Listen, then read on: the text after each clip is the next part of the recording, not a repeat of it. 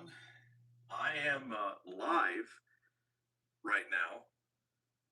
Um, this is the first live stream that I have done in I think over a year. Actually, it's the first. I believe so. It's the first live stream that I've done in over a year, and my audience has, of course, um, doubled since then. And so it's been a long time, and of course. And of course, live streams can be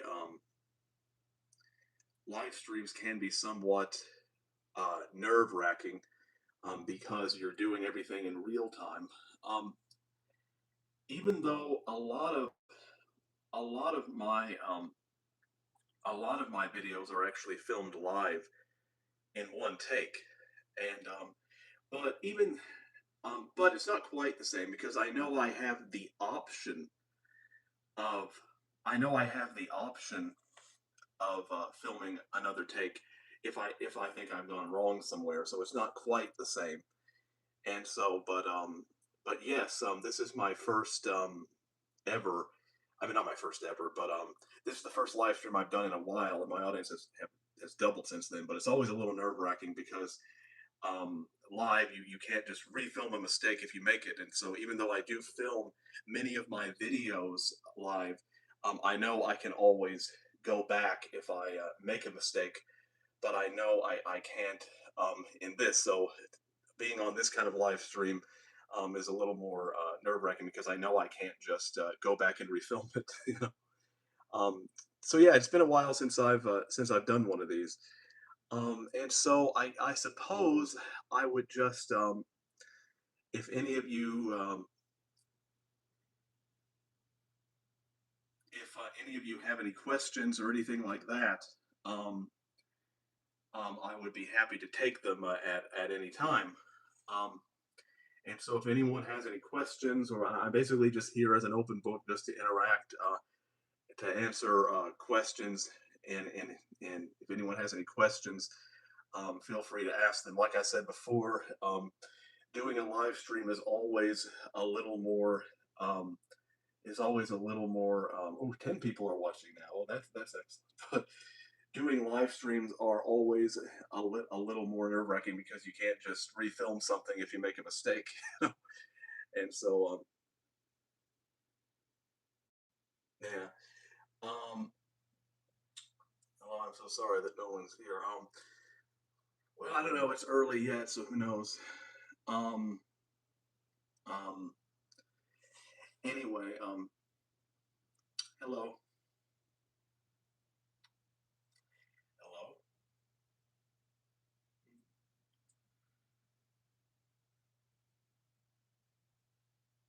How much subscribers do you need to go live? I think you need about 1,000 to go live. I believe. I believe you need about 1,000. Yeah.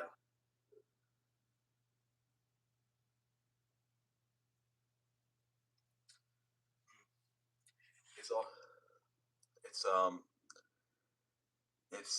So if anyone has any questions about writing or reading or anything like that, I will be happy to answer them. I didn't really plan on doing anything. I didn't plan on doing a reading or anything. So this is just entirely casual. And so yeah, if anyone has any questions for me pertaining to writing, anything that I've said or done on the channel, um, feel free to ask me.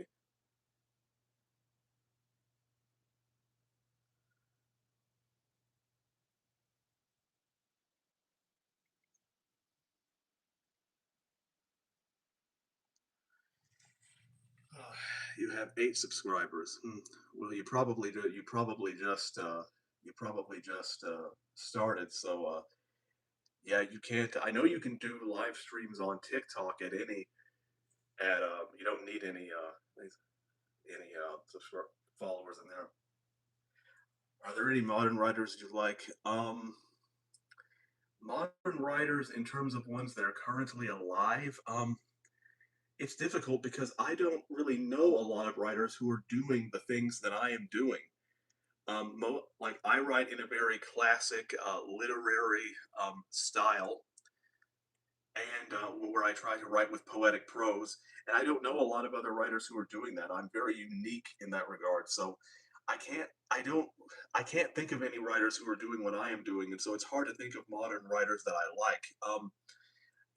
There are some writers who aren't famous, um, that I have liked their writing from what I've seen. There's a fellow YouTuber here named Miles Knight where I've been impressed with some of his writing. Because I think he writes in a similar tradition. Unfortunately, he does not publish his work. The one book he did publish was under a different name, and he's been very modest and shy about showing his writing. So I don't think that he has really even reached his full potential. So there are some writers whose writing I like, but if you're talking famous names, I can't really think of any modern writers off the top of my head. So that is my honest answer. Because again, I am writing in a style that is very unique, and so I'm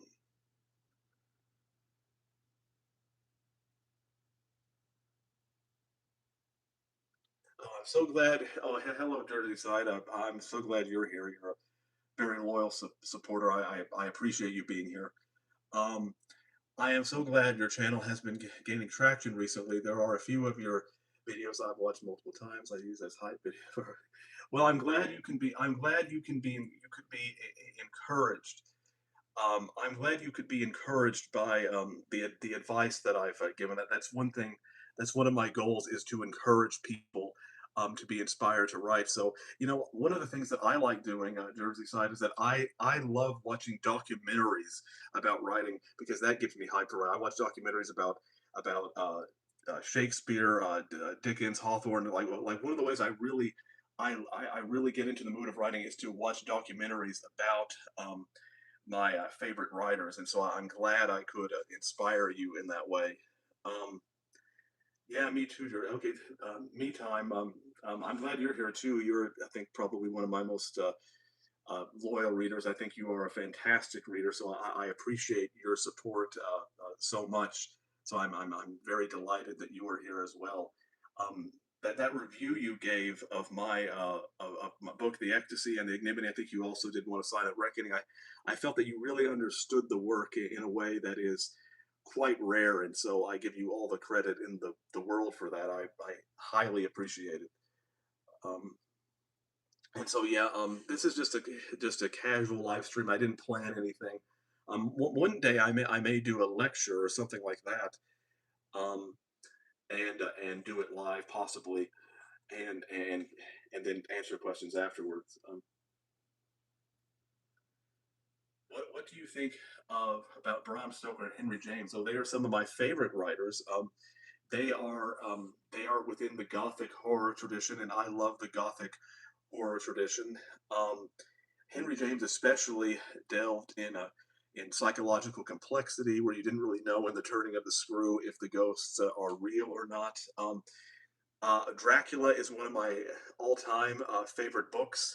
Um, One day, in fact, I may actually even do. I'm planning on doing like a Nietzschean interpretation of Dracula. That's a video I'm planning. I might make it within the next month or two, where I kind of analyze Nietzsche from Dracula from a Nietzschean standpoint, and I will. Whereas Dracula is somewhat of a Nietzschean. I'm analyzing it through that framework. I know there are other frameworks in which those things could be Dracula can be analyzed, but I don't know of anyone who's actually analyzed Dracula from a Nietzschean framework, so that would be quite interesting. And so yeah, my book Mournful Wanderer was actually inspired by Henry James, and the turning of the screw. Um, I like that idea. Well, I'm glad you like it. I think it's going to be a fantastic video whenever I get. I want to read a little more of Nietzsche a little so I can delve in a little deeper before I actually do it. So that video might not come out for another month or two, but I will definitely get to doing that because I think it's a fascinating idea. The idea that essentially that Dracula is a Nietzschean type figure that is rising above the kind of Victorian morality of England and London, and how yeah, how um, he seduces Mina and Lucy through that, and they become almost liberated. But then ultimately, he is vanquished by the slave morality. I think that would just be I think that would be a fantastic reading of it. Um, Anyway, oh, by the way, people, you can do, I think super chats are available, so you can do some of those. You can do some of those if you would like. So those are available. Because I am monetized now. A lot of people might not know that I am monetized now. And that's something that I thought would never happen.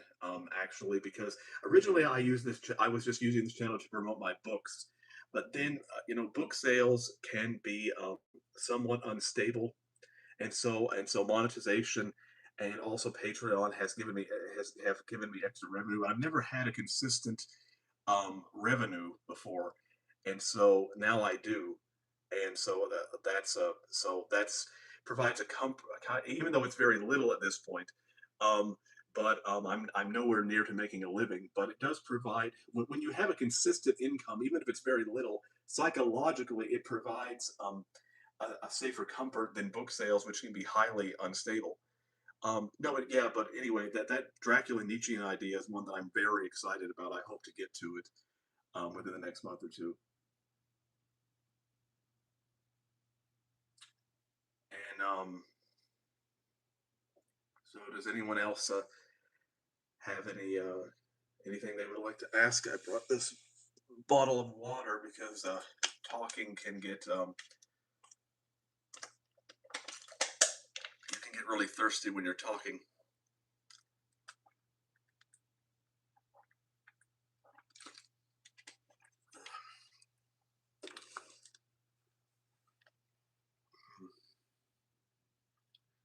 One of the things always about live streams is that when the writing stops, it can create some when no one's interacting, it can create some awkward silences.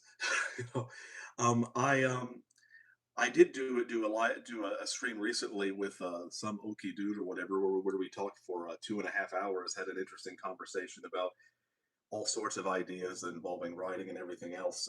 I don't think that video is up yet, but I hope to get to it soon. I mean, I hope he puts it out within the next few months. But that was a very interesting conversation where we covered, I thought, a lot of ground in the conversation. And so I would love to have more. I would love to have more literary discussions about such with people in podcasts. But I get invited to do those things. I get invited to do those things so rarely. Um, and so I took advantage of the opportunity because it is such a rare opportunity. Because especially when you are in a, if your books were made into a movie, if you could pick the director, who would it be? This is actually a question that I have an answer for this. I have an answer for this. It really depends because the director I think who would be really great for my work would be Robert Eggers. I really love the work of Robert Eggers. He did the Witch. He made Nosferatu. He made The Lighthouse. He made The Northman. I love his period. He's very good at period atmosphere and authenticity, and I think he would be great for my work visually and aesthetically. I think he would be absolutely fantastic. The book I'm writing now, The Disappearance of Richard Blackwood, essentially looks like the film The Witch, um, and so I think he would be absolutely fantastic. I think Robert Eggers is one of those rare directors that I think he has an aesthetic eye. He can write well. I think his dialogue. He's one of the few directors who I think can write poetic and period dialogue well. So Robert Eggers would be fantastic visually for one of my adaptations.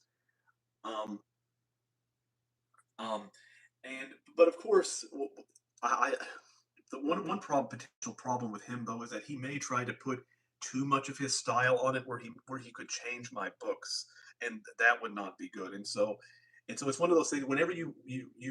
Whenever an auteur director adapts something, one of the problems is that they can put a heavy atmosphere on it, but they also might stray from the source material too much. So Robert Eggers, he could be an ideal choice, but there may be some drawbacks as well. So it really depends.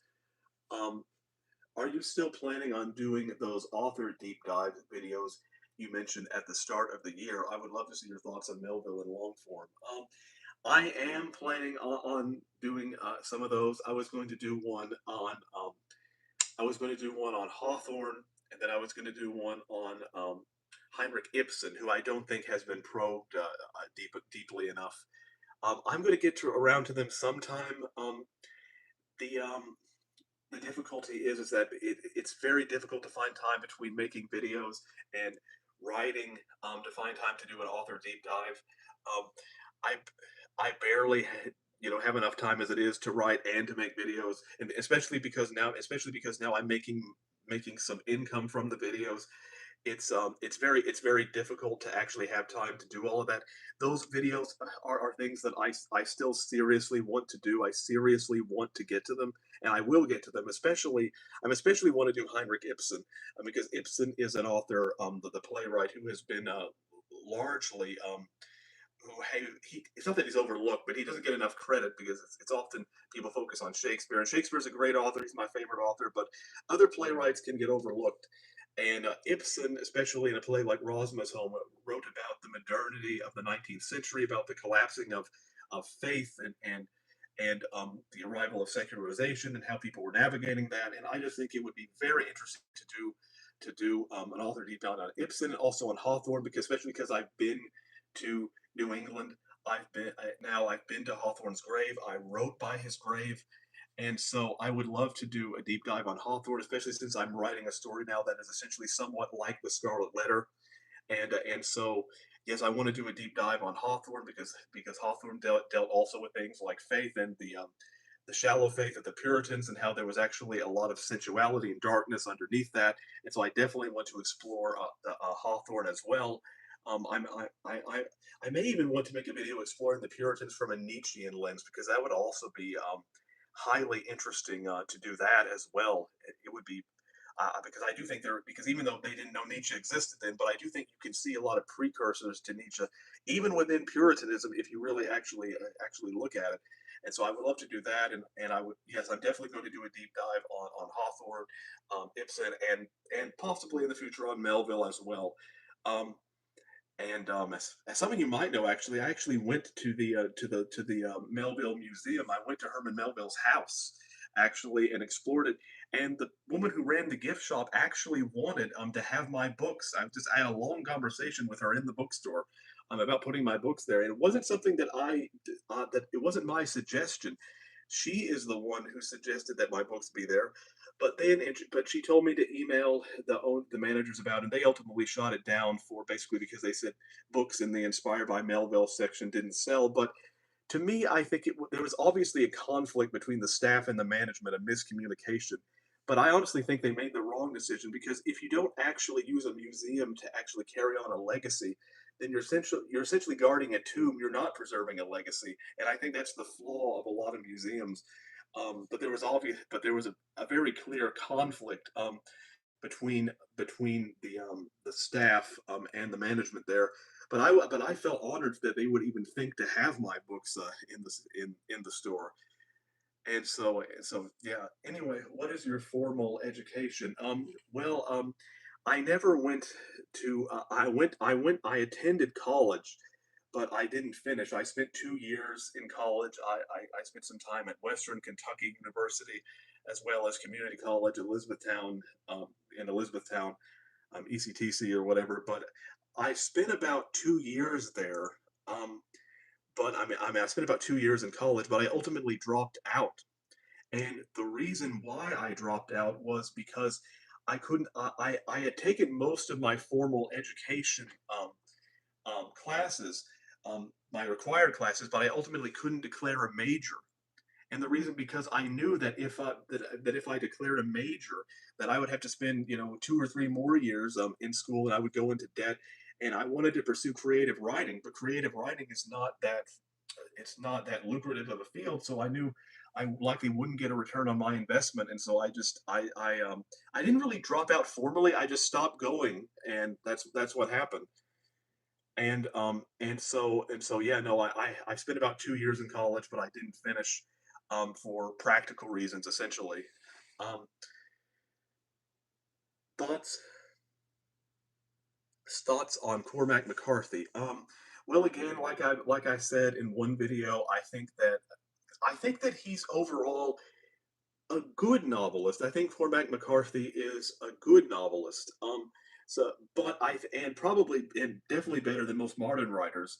But I do think that he is somewhat overrated. That I found the prose in Blood Meridian to be, especially at the beginning, I found passages that were written beautifully, but others that I thought were somewhat clunky, and I felt that McCarthy engaged in a literary tradition where sometimes ugliness and transgressiveness can be mistaken for beauty. And I don't think that, for a lot of people have compared Blood Meridian to Moby Dick. I don't think it is anywhere near the quality of Moby Dick. I think that is I think it is a mistake to believe that. So I think he's a good writer overall, better than most modern writers, but is definitely somewhat overrated. So that would be my thought on him.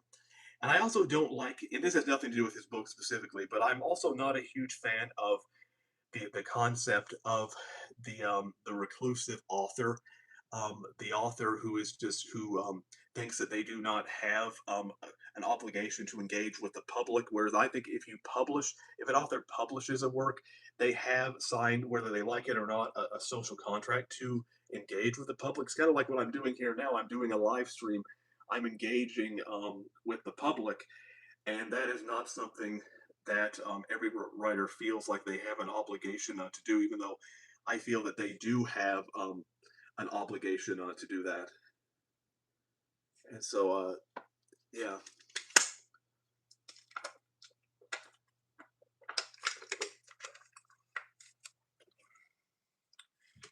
So, does anyone have any more questions? Anything? Because I'm free here. I don't have to go anywhere for a while. But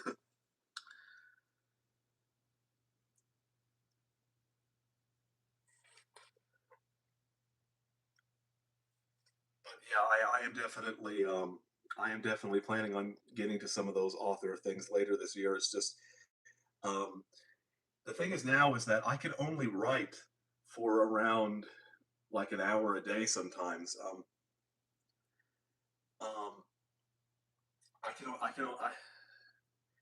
and so because writing takes so much energy out of me, it does that that that even though I think I'm really good at it, that I can often only write for an hour a day, but I try to get that hour in because when you're writing at a high advanced poetic level, you can only sustain it sometimes for so long. Um,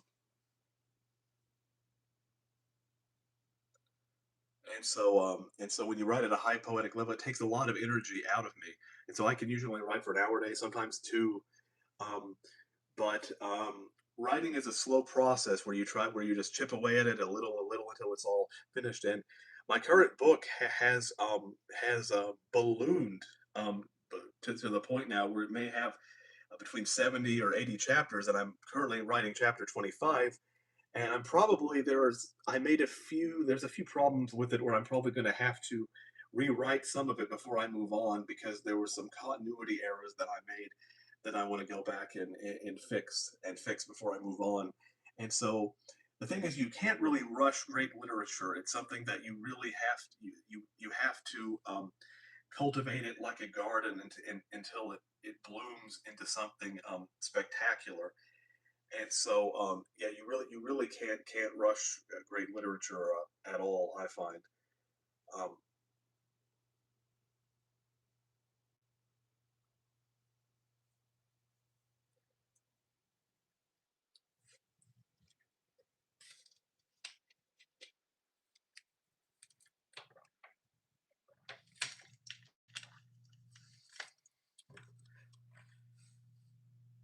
I suppose one of the things that I wanted to do, what that I wanted to do that I want to do with this channel is that I want to kind of cast aside and get rid of the egalitarian notions that I think have been plaguing modern literature. This idea that all writers are equally talented, that that all writers are the same. Because I do believe there is a natural hierarchy of talent, and I think by not acknowledging that, we do create a culture of mediocrity. And I think that we need to acknowledge that some work is more beautiful than others. That there is a hierarchy of talent, because by not acknowledging that, then the whole concept of poetic greatness collapses.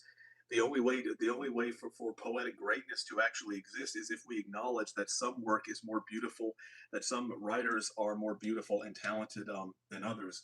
And the reason why I have been using Nietzsche for this is because I do believe that Nietzsche saw a lot of these problems within the culture, and so by using him, I am able to articulate my philosophy and beliefs more effectively. And so that's something that I really well, I want to change the culture of literature, so to speak, by trying to revive the concept of greatness instead of this idea that everyone is equally talented or that everyone can become a writer. Because I believe that philosophy is and is the opposite of what is needed to achieve greatness. To achieve greatness, we need to acknowledge hierarchy. We need to run towards it, not away from it. And so I want to be more transgressive in that regard. I want to have a reputation of challenging people. I want to have a reputation of affirming what I would call an almost sensual hierarchy of beauty, because I believe that will serve the culture overall better. And I do not believe that our current culture is doing that. I believe that the only way to truly find um, greatness in writing is through beauty, is through sensuality. That is how you find greatness. It's not by rushing towards false notions of inequality. The way to achieve beauty in writing is to acknowledge hierarchy and sensuality and greatness. That is the way. That is the philosophy that I have been trying to promote in my videos of late. So if you have any questions about that or anything else,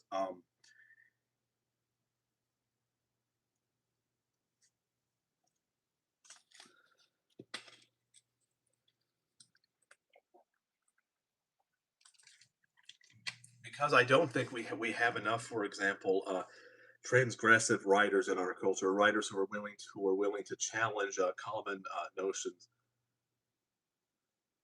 And I agree. I'm rather confused by awards these days. Um, yeah, well, awards nowadays they tend to give out awards now um, more for for things like for things like for things like for things like for things like social identity, for things like victimhood, and things that have nothing to do with beauty or the actual quality of the work. And that's something that is definitely a problem within modern literature. Is that so very often rewards are given out for things that have absolutely nothing to do with the work, especially now with the new rules in Oscar seasons and things like that, where you have to be a certain a member of a certain group sometimes, or you have to have so many people like that in a film to even get nominated. That is definitely a problem in modern society and culture. And and so, yeah, I want to challenge these notions. I want to, in some sense, be an almost bad boy of literature. And the reason I say that, even though it may sound a little corny, is because I don't believe there is a bad boy of literature that is challenging these notions. And so I definitely want to be that. Um, oh,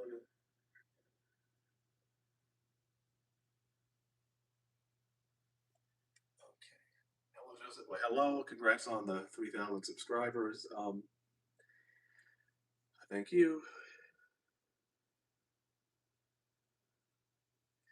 will you be posting any more preview chapters? I'd love to read a Fletcher sermon. I already find him intriguing as a character. Well, I will definitely try to post them. I essentially have about 3 chapters um, edited from the disappearance of Richard Blackwood. But so I could post actually the rest of the first. I think I published I published I posted on Patreon the first 2 pages of chapter one. I could post the rest, so I may do that sometime because it has been the rough draft anyway has been edited. Um, and chapter two has been largely as well, and I'm in the middle of transcribing chapter three. Um, but yeah, a lot of the work though, because I even though I'm writing chapter 25, I haven't typed into the computer yet, so it's still in my notebook, and so a lot of the work exists only in my notebook, mainly because I have been so lazy about actually typing it out. Because typing the book, ty- typing the handwritten draft into my computer is very monotonous. Yes, I make certain changes. Yes, I make certain editorial changes, but it's really monotonous. There's very little creativity. I often don't get to typing the majority of my work until after I finish the rough draft, the entire thing. Then I type it all up after I'm done with the actual drafting process. And so I believe Fletcher's first sermon is chapter 5. And so yeah, I haven't gotten to typing his sermon out yet. Um, and so but I will but I but I will get to it eventually. Um, so yeah, I haven't even typed the first the church. Fletcher's actually given 2 sermons at this point. Um, but yeah, I haven't typed that out yet. I think it's chapter 5. I may post a sample. The rest is chapter 1, maybe chapter 2 sometime. And so yeah, there will be more samples coming, but unfortunately, in the near future, there won't be any more Fletcher because I haven't typed his chapters down yet into my computer, even though I've written them, or many of them. Um, up to chapter 25. Um, but thing is, yes, Fletcher is a very interesting character because I'll just tell you some things about Fletcher. Is that Fletcher believes in this notion of this Calvinistic Nietzschean notion. It's a very interesting because I've combined the two things. This idea that in order to actually be right with God, God actually wants you to sin. He does. That's what Fletcher believes. He doesn't actually because and that following God's laws is actually for lesser men. If you want to transgress that, the way to be a higher man is to actually sin, and that the laws are actually a test to see if men follow or if they transgress, and that's what God actually wants. Sinning makes you a higher man in God's eyes because God cannot sin by his very nature, and therefore he wants his humans to transcend and do what he can't. And so when they do that, not only do they win God's favor, but they become as gods. And so that's Fletcher's talk. That's Fletcher's Calvinistic slash Nietzschean philosophy, kind of combining it. He's kind of combining it there, and ultimately Eleanor, the main character, will be seduced and drawn into this. And he's just given he's developed as a character somewhat though, because Fletcher, in the first sermon he gives, he's essentially saying that everyone is bound for hell, no one will escape it, which is a kind of a radical Calvinistic position. But now he's adopted thought, well, yeah, you can escape it, and the way you escape it is through sensuality, is through pleasure. And so Fletcher is a very interesting and compelling character. I based him somewhat off of the character of Jasper in The Mystery of Edwin Drood. And is a much darker version of that. The music teacher who lusts after Rosa Budd, and in this case, you have you have Fletcher who is lusting after Eleanor, who is a married woman married to Richard, even though she doesn't really care much for Richard because he left her at sea and then came back. He was a merchant who left her, and then her child died, and he came back, and now she cannot forgive him, and so she's very cold towards most people. Um, but Fletcher is able to seduce her to appeal to her pride, and through that, she goes on a journey of radical self discovery. And so that is the plot there. The book is very much a combination between between like something like the Scarlet Letter, and also something like the Man, the Mystery of Edwin Drood, and it also with a Nietzschean framework also in the center of that. So there are many different influences. Of course, Shakespeare is an influence as well. I don't even have to say that Shakespeare is an influence because he's often an influence. That goes without saying that he is an influence.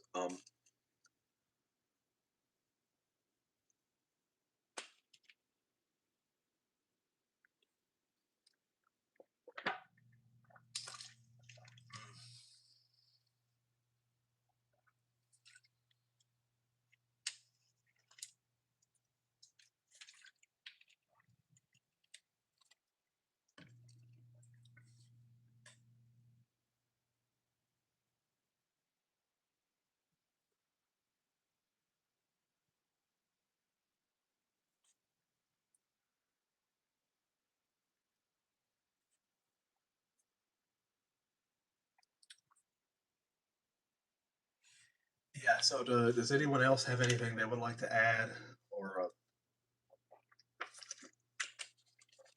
um, any other anything else anyone would like to ask me? Again,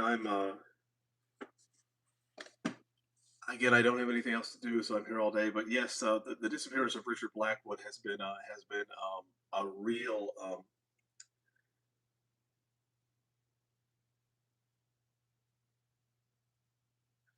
What is your favorite book by William Faulkner? Yeah, my favorite book by Faulkner would probably be As I Lay Dying. I think As I Lay Dying is an absolute fantastic book. One of the reasons why I love Faulkner so much, though, is because is because he reminds me so much of what Kentucky was like 100 years ago. If I were to go back 100 years, it would probably be it would probably be like Faulkner's world, not quite as brutal because Kentucky exists. That's where I'm from. Kentucky exists in kind of the upperland south, so it's not quite as brutal or backwards, but still, it's a similar kind of tone. Of course, living in Kentucky, it's a state where it's kind of a mixture of South and Midwest. We are too north for people who were like from Tennessee or Alabama to consider us truly Southern, but then we're also too Southern for the Midwest and North, and so we kind of have a conflict of identity in many ways. Um, but yeah, but no, but I relate to Faulkner though on a cultural level. And As I Lay Dying, of course, it's been a while since I've read it.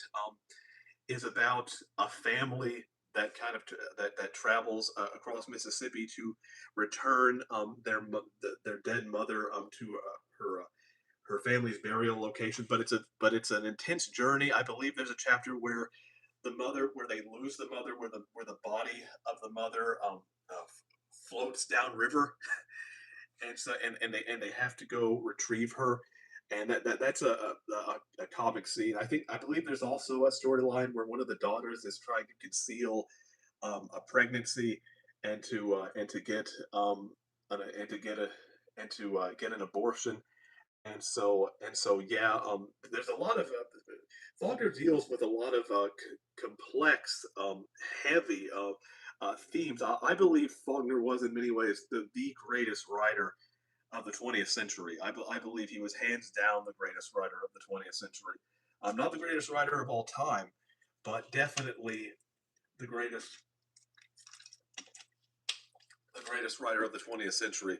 I believe he was that good in terms of his aesthetic and poetic power. Um, so yeah, the Sound of the Fury the Fury is also good as well. The Sound of the Fury is very much a gothic sort of tale, written in a very kind of in a in an almost postmodern way, a stream of consciousness way. I would recommend though you read As I Lay Dying first because I don't think because I think it is more accessible. So I would go with that first. Um, And so yeah. But I would love to write a Wagnerian type story someday, set in Kentucky, where I'm from. Something in the set in the maybe in the 20s or 30s or something like that. So yeah. Have you read Evola? He's an interesting read to say the least. No, I don't believe I don't believe I've read him. I'm also Light in August is underrated. I have not read Light in August. Actually, I haven't. It's on my shelf, but I have not gotten around to it. I hear it's good. So yeah. Um, so I hope to get to a Light in August sometime. After reading Faulkner, I can no longer read basic prose. I tried reading Fellowship. I couldn't. If you mean Fellowship of the Ring, well, Fellowship of the Ring, I will say, isn't really basic compared to the writing. Isn't really basic compared to the writing we have now. It is written in somewhat of a lyrical style. It is more accessible, I suppose, to Faulkner certainly. But I wouldn't call. I personally wouldn't consider Tolkien to be entirely basic. Um, but I see what you mean, though. I see entirely what you mean, though. That after reading many of the classic literature writers, the canon writers from the 19th and early 20th century, it is difficult to read modern prose. Um, because it does sound so utilitarian and minimalistic, where the beauty has just been entirely stripped. And so, yes, I can understand why you would say it is difficult.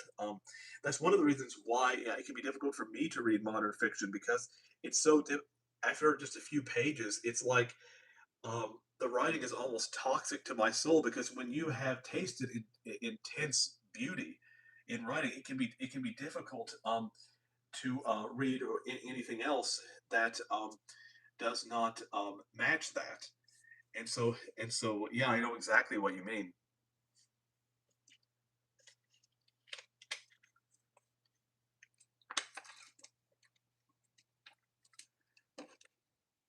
But again, like I said, one thing that I'm trying to do with my channel is to essentially try to create standards of greatness, hierarchical standards of greatness that have been forgotten. And so I hope I'm succeeding with that in my channel, because that's what I'm trying to do. Um, And so it's unfortunate, though, that many of the videos that become the most popular are when you have to talk about something that is so like like the video I did recently about wokeness. If some of you have seen it, I made that video not just because I wanted to get views. I thought it's a very relevant topic, but I knew, because by speaking about something about wokeness, that it would get probably more views than other. And so one of the things that's so difficult to balance now is to make a video that I know is probably going to get more views, and then make videos that are more for me, what I want to talk about. And those two things aren't always compatible. And so what I would like to talk about on my channel is philosophy, hierarchy, standards of beauty, Nietzsche, Nietzsche, Byron, those sort of things, um, those sort of things, and but that's what I want to talk about. But then sometimes you have to make videos that lean a little bit into the political, because those will draw more viewers to me. And so balancing those two things can be quite difficult at times. I will admit. What do you think of Harold Bloom? Um, um, my perception of Harold Bloom is quite complicated. And the reason why I say that is because I do think that he was a good critic in many ways.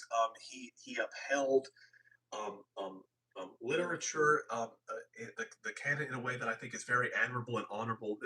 I hope to read his book, Shakespeare, the invention of the human, sometime, because I do think, or I think that's roughly the title of it, because I do think that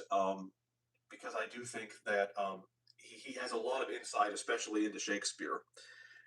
But I do think he was someone, though, who he couldn't actually do, like, he had standards of greatness that he himself could not meet.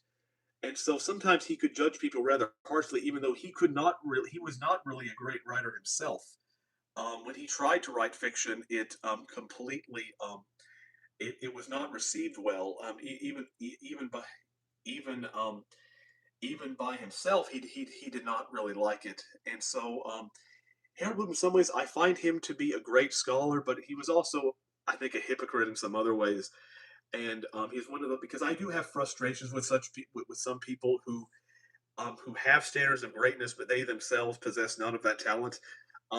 On the other hand, there some people are meant to be curators. Not everyone is meant to be a talented writer. Some people are meant to curate. They're not meant to actually write. That's one thing that I want to make clear. Just because you do not have the writing talent, just because you do not have, that doesn't mean that you can't engage with literature. It just means that you may have to be a curator, someone who upholds literary standards. You may not have the talent to actually write. Everyone has different roles in that regard. Um,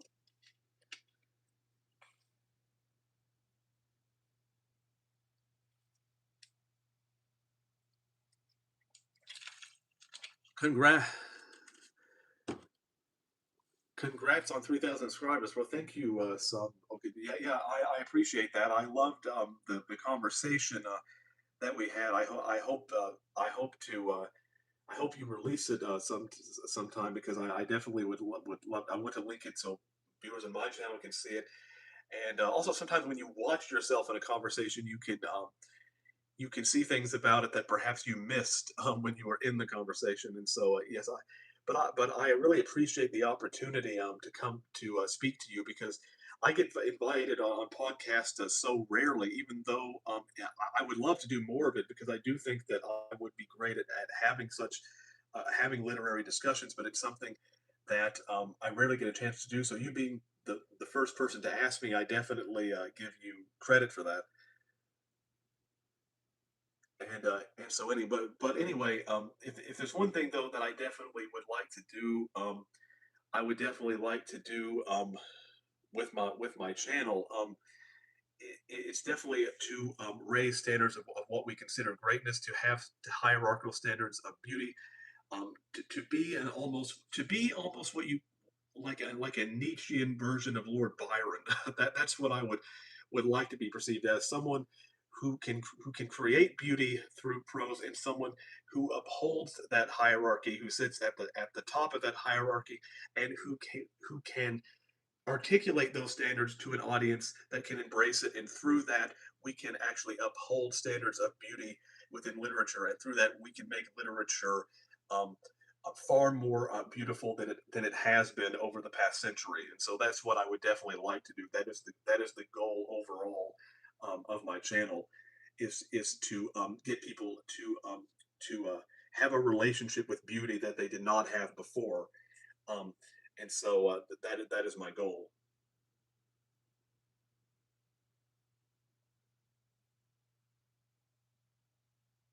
So, does anyone else have any questions, anything they would like to ask me? I'm an open book here,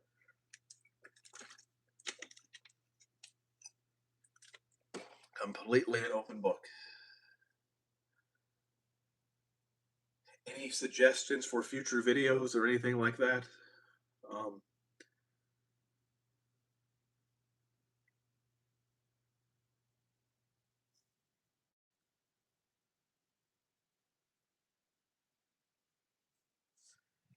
I thought about reading some passages from the Ecstasy and the Ignominy, but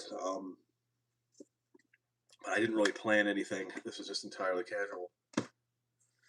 Have you seen the news surrounding the Odyssey? Yeah, I just touched on that actually.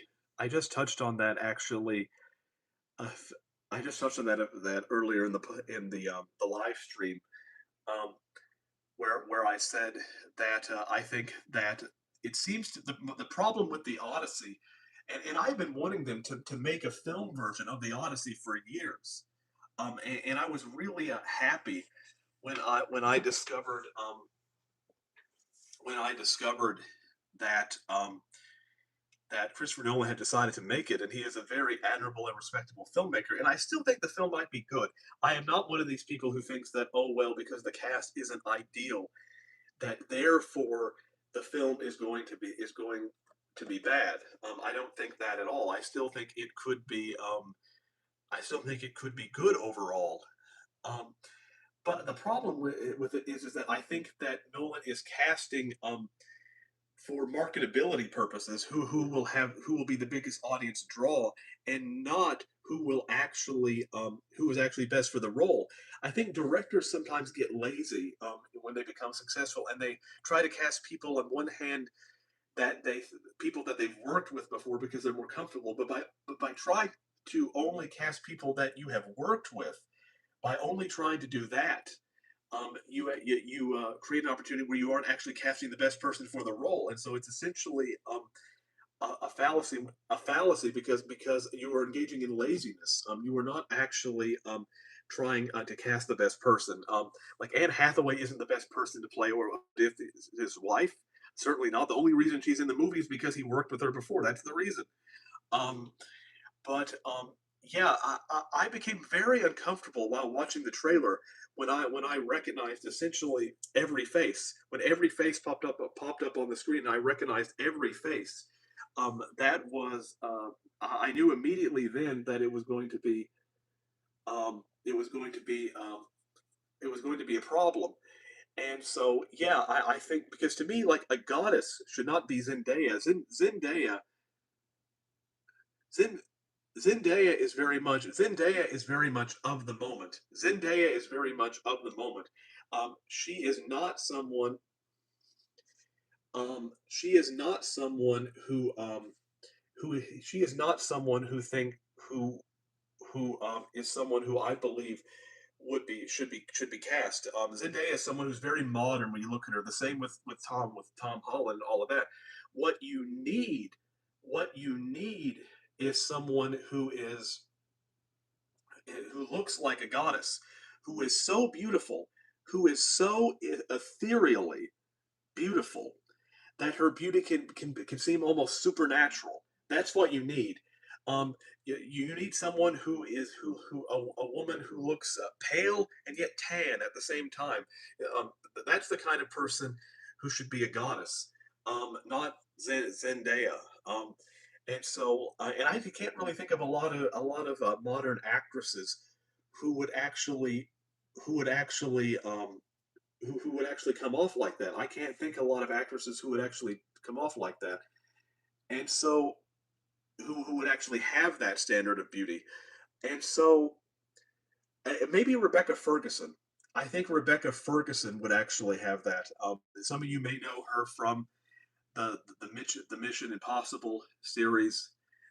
Um, and Rebecca Ferguson is definitely one of my favorite actresses, but she I think could have uh, goddess quality. She was actually I think in Dune with Zendaya, and so yeah. But I probably if I were casting one of the goddesses from Homer's Odyssey, um, if I were casting one of the gods from Homer's Odyssey, I would definitely audition people. I would try to find someone who had the right look for it. I wouldn't automatically go with a famous name, but Rebecca Ferguson, I think, is one of my absolute favorite actresses, and but I think she would be good for it. But I would probably audition some actresses as well to see if you could find someone who had the exact right look of divinity and and ethereality and also looking aristocratic as well because a goddess should definitely look aristocratic and ethereal at the same time.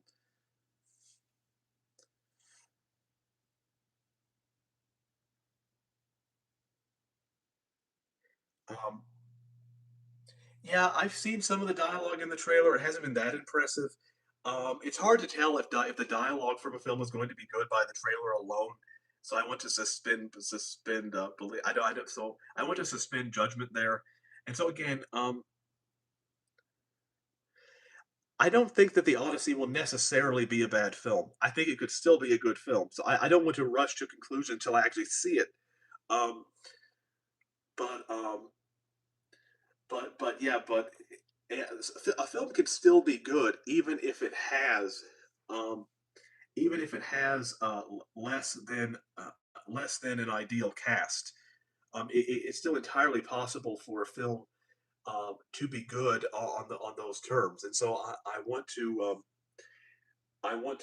I don't want to act like the Odyssey will be a bad film. It's entirely possible it would be a good film, but it won't be a great film. I don't think it will be a great film with this cast, but it could still be good or it could be bad. You'll just have to wait and see.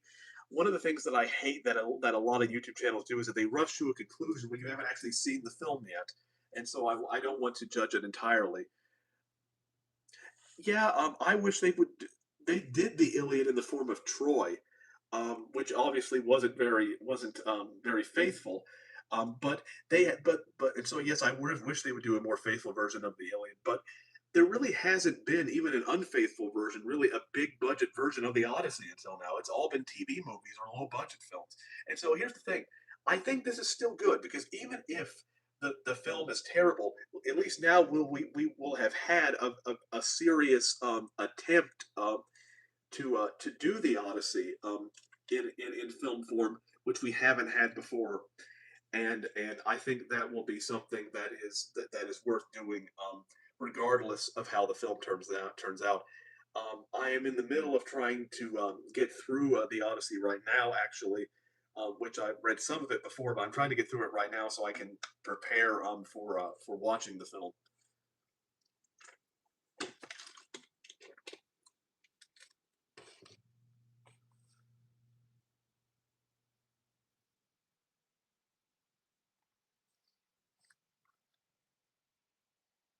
Yeah, I saw the 2026 Wuthering Heights. It was uh, I liked the overall, especially the first half when they were at Wuthering Heights. I liked the overall look of the film. I did, um, but yeah, the story though was definitely a travesty. They essentially turned it into an erotic romance novel, which it is not. Um, And speaking of that, there's one idea actually. I might just share this with you live. There's one idea actually um, that I have for a novel sometime, probably way in the future, that would kind of be a parody of Gothic literature. It might be called Gothic novel. That might just be the name of a Gothic novel or something like that, or a Gothic story, kind of like Scary Movie or something like that, where you have like a parody of things in Gothic literature, where like there's this like I have an idea for this one scene where where for example you have a character that's like you're third where they go where a man wants to marry a woman in the 19th century and then she goes and then he goes, she goes, I need my father's permission to marry, she says. And then he goes, you're 30. Because back then you have women who were like, I need my father's permission to marry. Like, you're not a child anymore. You're 30. Or I kind of thought of another scene because back then in the 19th century, uh, in the but back in the 19th century, you had people, you had women often died early in childbirth. And it's a very sad thing. There was a lot of inequality then. But I think one way of making kind of poking fun at that, so to speak, so or at the concept in a way to using humor, of course, to put you in a better mood, is where I could write a scene where a character is like I can't believe I have to marry so and so. I can't believe I have to I have to marry I can't believe I have to marry Laura or whatever. And then the friend says, well, don't worry. Within a year, she'll probably die in childbirth, and you can get a new wife. And then they laugh maniacally. Really cruel and absurd. But that's the point. They're getting at a truth that is absurd. And so yeah, I would love to write a scene like that. Yeah, I might do a parody of like gothic parody novel someday if I ever get the chance. I just want to say one more thing. I just want to say one more thing. I appreciate that Pearl, you are walking the challenging path both for you and for readers. Very few authors are doing that, so I appreciate that you do. Well, I very much appreciate that. I love the fact that I am touched by that because one of my goals is to challenge not just myself while writing, but also to challenge readers. Again, to uphold these hierarchical standards of beauty. Um, and that is one of my goals because you don't get anywhere, you don't stand out, You don't get anywhere by trying to be average. The way you stand out is to actually push boundaries, to challenge not just yourself as a writer, but readers as well. Because through that, you can attain levels of beauty that are quite profound and transcendent. And so yes, that is definitely one of my goals. My goal is to reintroduce standards of hierarchical standards of beauty that have been discarded for generations now. And I want people to I want to uphold standards of greatness because that is how that is how we create that is how we create greatness within literature. We don't create it by trying to pretend that everyone is equal because that only brings us down, pulls us down into standards of mediocrity. And one of the things that I have definitely been trying to do, though, is to make people realize that beauty is not just trivial. Beauty is not just trivial. Um, uh, Beauty is something like when someone says, "Oh, well, I'm just beautiful," or "Oh, it's not that big of a deal. My prose is just it's not that big of a deal." No, no. If you have a standard, if you have the ability to create beauty, if you're physically beautiful, if you can create beauty through prose, poetry, music, whatever it is, if you have that talent, then you are in some sense a work of art, a living work of art, and that is something to be proud of. And you should be proud of it. It's not vain at all to think, oh well, I'm more beautiful than this person, whether through writing, through physically, whatever. It's simply a fact of life, and by not acknowledging it, um, we ultimately are pulled down into standards of mediocrity, and that does not help literature at all. Um, the only way to actually make literature healthy is to acknowledge these hierarchical standards within literature. I am convinced of that, and so that's something that I definitely want to do with my channel. And so I'm glad you can appreciate that. Really strange question. What part of E and I would be best to read live? The ecstasy and the ignorance, I suppose. We do live dramatic readings in my writing, and I want to introduce your work. Uh, um, oh, I would love to hear that. Where exactly do you do? Where exactly do you do that? I would love to hear that. Well, you could start in many different places. It's really up to you. I suppose chapter 21 is my favorite chapter of the ecstasy and the ignominy. But out of context, it might not mean as much. It's definitely a little more accessible than chapter one, which I will admit I hit you with pretty hard in chapter one with maximalism. Um, Chapter 21 would be more accessible, but then again, you don't have context. So chapter one is my favorite chapter if you want to start there. Um, the last paragraph of chapter 21 is my favorite. So if you want to introduce people to the best of it, then I would recommend the last paragraph of chapter 21. But I love chapter 21. Chapter 17 is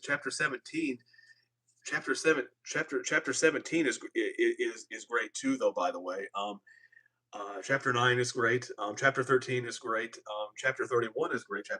I also love chapter 37 as well. There's really no one right place to start. It's up to you. You can introduce me in your own way, but I would definitely like to know where that writing. I would definitely love to listen to that or hear you introduce me. That would be fantastic if I could know where that is. And so, oh, congratulations. Well, thank you. I'm definitely. It's definitely. I never thought I would reach 3,000 subscribers, so it's definitely been a privilege to reach that.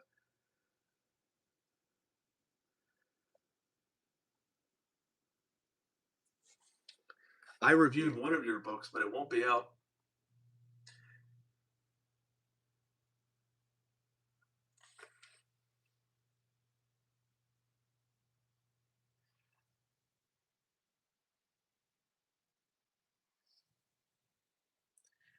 And so it's kind of I reviewed one book of yours, but it won't be out on YouTube until August. Well, I thank you. I don't know why it would take why isn't it going to be out until August? That's an awfully long time, but again, take your time. It doesn't really matter. You can introduce it anytime. I would love actually, and if anyone is listening to this, I would love actually for oh, you record ahead of time. Well, that makes sense. But anyway, I would love actually to see more video reviews of my work, not just comments or oh, Silent Reckoning. Oh well, Silent Reckoning is a great book. Um, it's the one I wrote before it's more of a combination of the Great Gatsby and Faulkner and many other influences. I will say the Ecstasy and the Ignominy is better overall, but Silent Reckoning is probably the book where I really hit my stride with it. Um, I think I really hit my stride with Silent Reckoning. I could not have written the Ecstasy and the Ignominy without first having written Silent Reckoning, because in Silent Reckoning I wrote for the first time in first person point of view, and well I combined it and I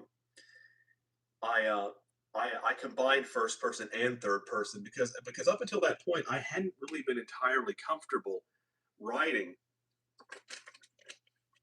I hadn't been entirely comfortable writing in first person. And so by experimenting with it in Silent Reckoning, that gave me the courage to write the entire thing in first person in the Ecstasy and the Ignominy. Now I'm writing the entire, but now I'm writing the entire. I'm also writing the disappearance of Richard Blackwood in first person as well. We have a Discord, but I host the group at my house every weekend in person. It's so much fun. Um, I wish I had a group that I had a group that I could a writing group I could meet with in person. I don't because I live in such a rural area where those things just there aren't a lot of things like that available. Because of the rural area where I live, and so it would be very difficult to organize something like that in person. Um, but another reason though why I'm not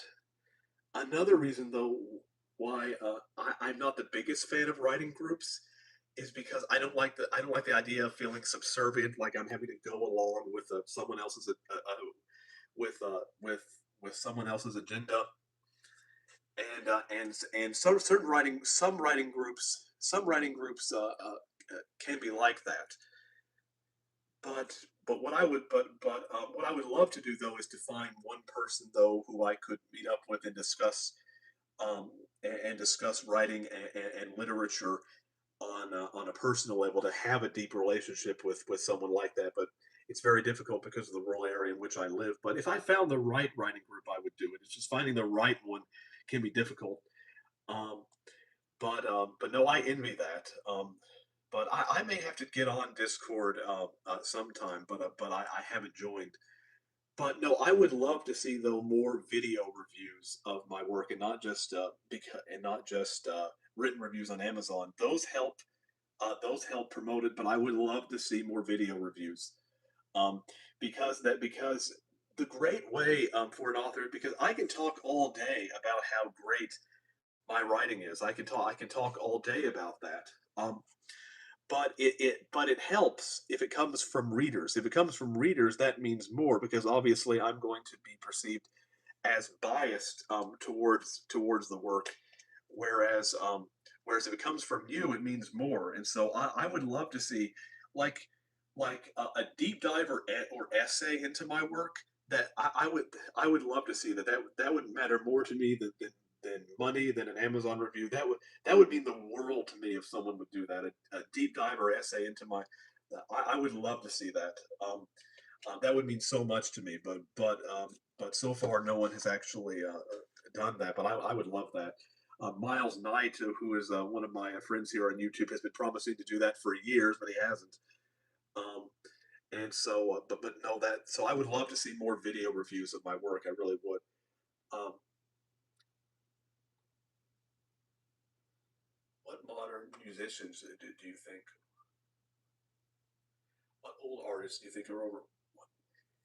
What of modern musicians do I think? Well, I don't listen to a lot of modern music anymore, mainly because I find so much of it to be unrhythmic. I find it's the same problem that I have discovered in writing. It's just that it doesn't have modern music doesn't have a melody most of the time. It doesn't have any kind of musicality. It has none whatsoever. Um, yeah, there are a lot of writers from the past. I mean, musicians from the past who I would consider to be yeah, somewhat overrated, but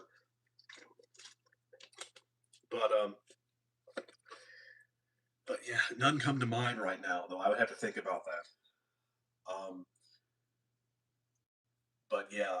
But yeah, music is in a similar position than is in a similar position though than as writing. Certainly, probably a worse position in many ways. Um, what are your feelings on paid beta readers? Have you hired a beta reader before? No, I don't. I don't really pay people to read my work. That creates conflict of interest, obviously. Um, but no, I don't.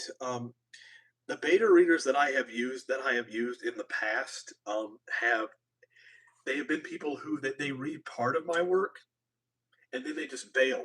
And so I've never actually the beta readers that I've had they never read the entire thing. And so beta readers have never really helped me at all, haven't really helped me with my most recent work. And therefore I haven't beta readers haven't been useful in my case. They'll give a lot of feedback on the first chapter, and then they'll just entirely bail. And that's been a very serious problem. It's very difficult to get a beta reader to actually finish my work to where that they can actually add any insight. With my next book, The Disappearance of Richard Blackwood, I may not even use beta readers at all. I don't know. I'm still a long way from that. But they didn't really help with the last book. They really didn't. And so it's entirely possible I may not even use beta readers for because they haven't really helped with my last two books, and those two books have been my best books. But it's also possible I may try to maybe get some members of my select members of my audience to read some of it early. It's quite possible, you know, maybe a couple of you maybe could ask to be beta readers. Possibly, it's possible. Um, or I may just release it without that. Who knows? It really depends. I'm still a ways off from having to make that decision, and so. But no, I have not. I have not paid beta readers to read anything. What caused postmodernism and modernism in literature? Um, well, it's very complicated. What caused modernism was the idea overall that modernism was caused by the idea of enlightenment, by the idea of moving into a more secular age, and therefore by the time you and that was a very slow process. And it started in the late 20th century, but you were still kind of, it started in the late 19th century, the shadow of romanticism was still there. I love romanticism mixed with modernism because to me, that's the right proper balance. That's what I try to do. You got more to pure modernism, though, in the early 20th century, where you started moving more away from things like poetic language and things and you started moving into more utilitarianistic language like with Hemingway and all of that. And then around that time you had precursors to postmodernism like James Joyce and Faulkner. And postmodernism was simply that, okay, we've gone from modernism because so now we're modernism is about rationality. It's kind of moving away from emotional romanticism into now we're rational, now we're enlightened. Um, and so now we've moved away from that, and now we are in postmodernism. Now, what is and so now postmodernism is now we're post-rational because now we have found rationality lacking. So now we're just going to tear down. So now we're not just going to be utilitarian in structure. Now we're going to tear down the structure entirely. And now truth is relativistic. Now nothing is objective, and now everything is subject. So now we can do whatever we want with language. Now uh, James Joyce was and Faulkner were playing around with postmodernism, but they were doing it in a very controlled way, in a way that was quite balanced. It wasn't until later on in the 20 later on in the 20 later on in the 20th century that you started getting real postmodernism where things like ugliness and being transgressive, that those things really started to take off. And so postmodernism was a very slow process. It started really through modernism in the late 19th century all the way up until now. And so it's a very long and complicated process.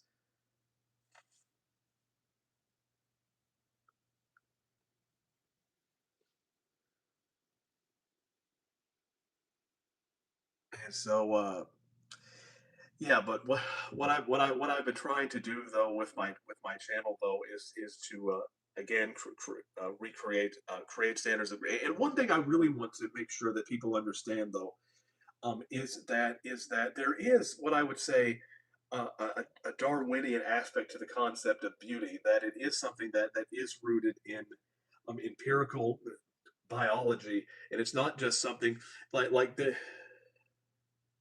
and it's not just something there is a spiritual component, but it's highly rooted in by and that's something that I also think that and that's something that I also think should be acknowledged as well. And again, so what I'm trying to do is to get is to there's kind of an interesting contradiction here because because on one hand, I am romantic in my notions of literature, with poetry and all of that. But on the other hand, I believe that underneath it is a is there is a Darwinian Nietzschean aspect to it, and that's what gives it its force. And so, what I'm trying to explain is that what makes great literature is that yes, there is the soft romantic side, but then there is the Darwinian Nietzschean aspect to it, and that is what gives literature its power and its force. And that is something I wanted to make very clear. What makes great literature, what makes it is soft romantic and passionate language, but then there is the Nietzschean force and the Darwinian force, and that is the foundation, and that is what makes for great literature. And so I hope people understand that, and that is a standard that I would like to reintroduce into the culture, because I think that if artists were to adopt my elitist views, we would have more beautiful art in the long run. Art would become more beautiful, more sensual, and through that we could create a new golden age of literature. And so that that's the reason I've been talking about Nietzsche and Darwinian standards so much on my channel, because I believe we can we can achieve that through the philosophy that I have laid out. So if anyone has any questions like that, I would really love to hear them, because I don't feel like I get enough questions in that area. Hey, so what's up, man? Hello, man. Hello, man, from Northern Kentucky. Yeah, yeah. You told me you were from Northern Kentucky once. By the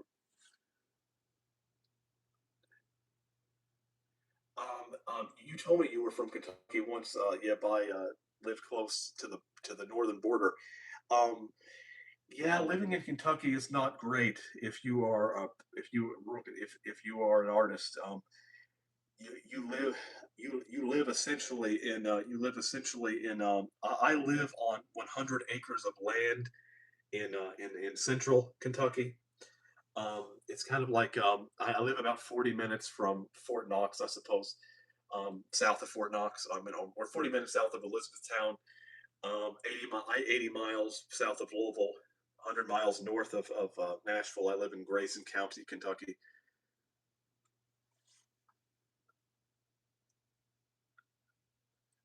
I live in Grayson County, Kentucky. And Grayson County, though, is a county that is just completely anti-intellectual. There isn't a lot here in terms of artistic. There's not an art really literary culture here at all. And because I can't drive, I cannot actually travel regularly to other areas where I could interact with such people.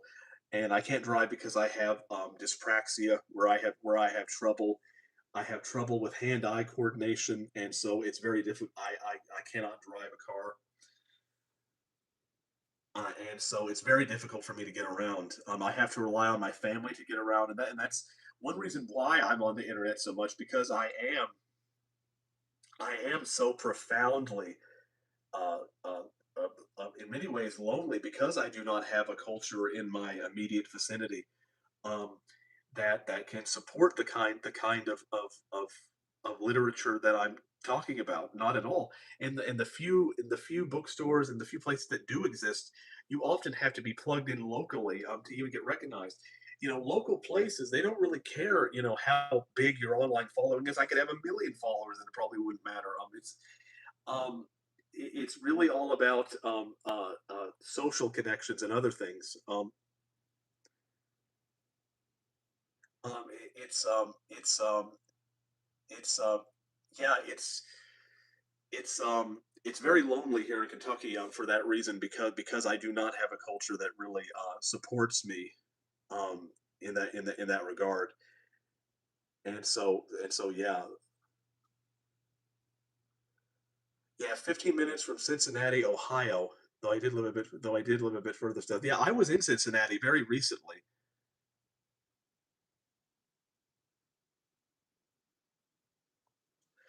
Um, yeah, I lived in Cincinnati actually. No, I mean I didn't live in Cincinnati. I went to Cincinnati very recently, to this Comic Con show there, in which was in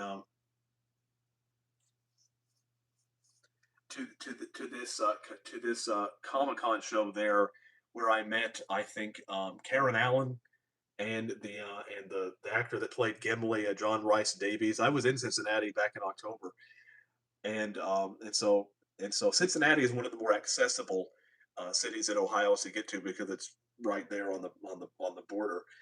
And so I love going to that show. Actually, I met quite a few people there.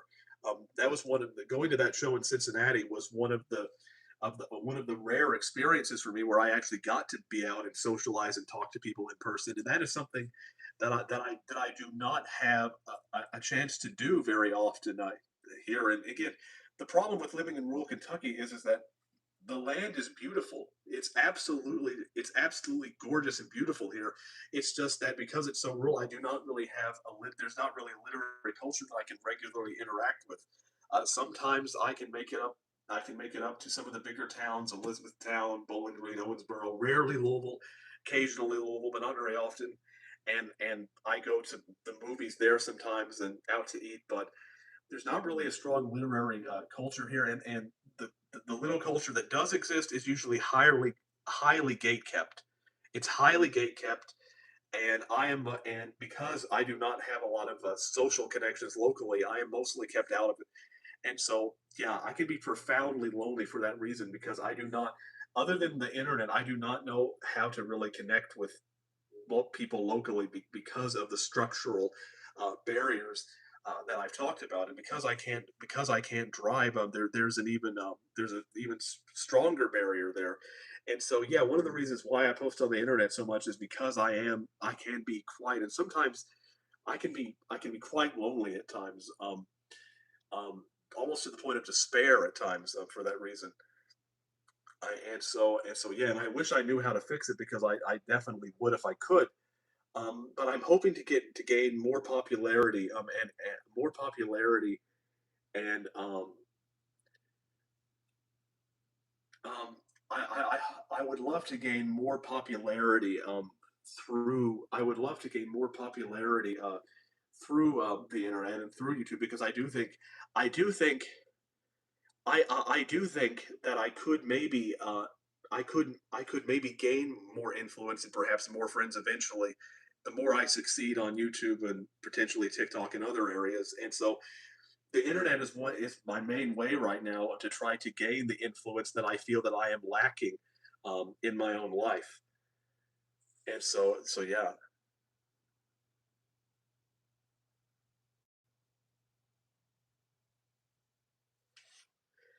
Yeah, I don't really have a lot of access around me. The librarian where I live is my local town is my cousin, and um, the thing is that there's kind of tension between our families, and you might say, "Oh, cousin, that means you have a doorway in." Not necessarily, because there's so much tension between our families. Like the library isn't really and the local library doesn't really do much anyway. Um,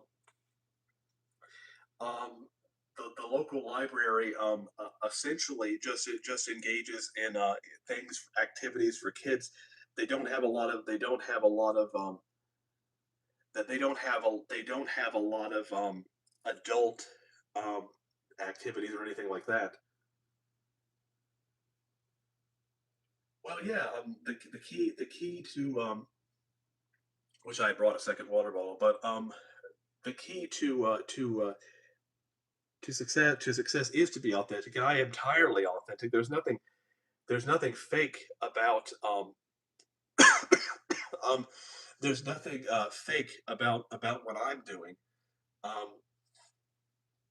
um, one of the reasons why I rarely edit my videos is because I'm trying to come across as authentic in my videos, which is something that is so rare that I rarely see. One of the problems I have is that with so many channels is that they try to become brands. I'm going to make a video about this actually.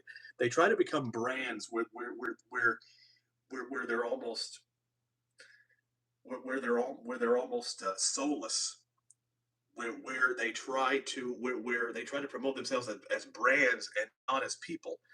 I have certain friends, certain people, and I respect them. I love these people in many ways, but where they won't comment on my work, if they communicate with me, they'll DM me. They don't comment on my they don't like my because they're trying to create some mystery by not interacting with me. And this is on YouTube and TikTok. They have to always reach out. It's like there are some people who it's just like because they're trying to be a mysterious brand that they won't act human. And I do not take that approach. I try to be because here's the thing: for all my talk about beauty and hierarchy, that's a hierarchy of beauty. It's not a hierarchy of respect. I respect people no matter what, and some people do not take that approach, unfortunately. Um, do you still have a beef with Right Conscious? I really started watching the Yeah, I do still have a. Um, yeah, I do still have. Yeah, I still do have a beef with Right Conscious to a degree. I do because he essentially just dismissed me because I commented on one of his videos where I said that where he gave it some advice for his channel. I said, well, that hasn't really worked in my case. Not criticizing him, just talking about my experience. And then he made a video. He made a video. He made a video publicly where he essentially said, "Oh, the reason why I wasn't succeeding was because didn't talk about my books or writing. The reason I wasn't selling books," he said, "on my channel was because I didn't have proper thumbnails or there weren't any titles." So he basically criticized my production quality and nothing to do with my and I thought it was entirely disrespectful because I was a fan of his and he just, he didn't reach out to me privately giving me advice. He used the word it was entirely disrespectful to me because to criticize a fan and also when I had done nothing wrong except have a perspective that was different than his and also I felt like he didn't even have the authority to criticize me because I write and publish my work. My work is out there. As far as I know, he hasn't published anything, and so he's criticizing someone who is more experienced than he is. And I just felt that it was entirely inappropriate. He is someone who hides behind the works of greater men like Cormac McCarthy and David Foster Wallace to hide because he is trying to conceal his own mediocrity. That's what I think of Right Conscious. And even though Right Conscious talks about how we need more ambitious authors challenged the culture and all of that. And I am one of those authors. I am one of the authors that he would theoretically like, but he's burned bridges with me. You know, I'm not. I will not go on any kind of podcast he has or have anything to do with him. Um, and so yeah, I still do have a beef with Right Conscious, very much so. Um, and so yeah, the answer is yes to that question.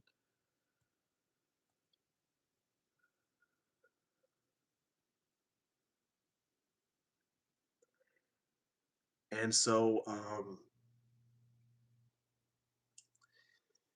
yeah, does anyone else have any questions for me? Anything you'd like to ask at all?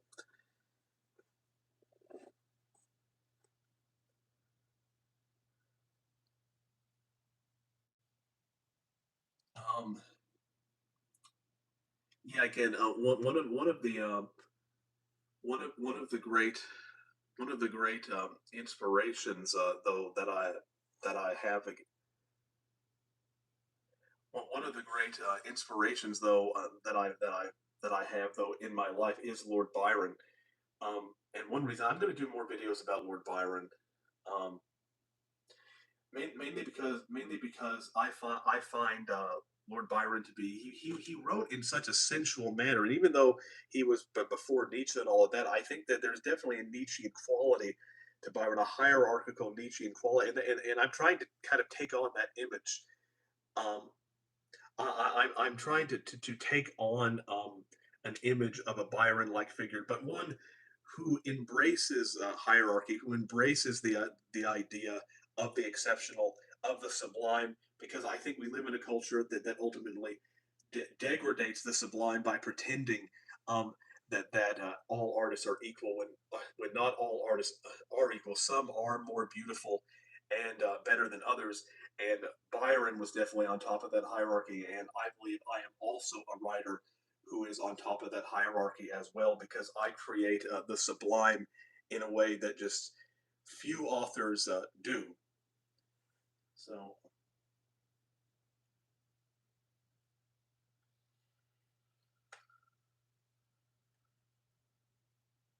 are your video?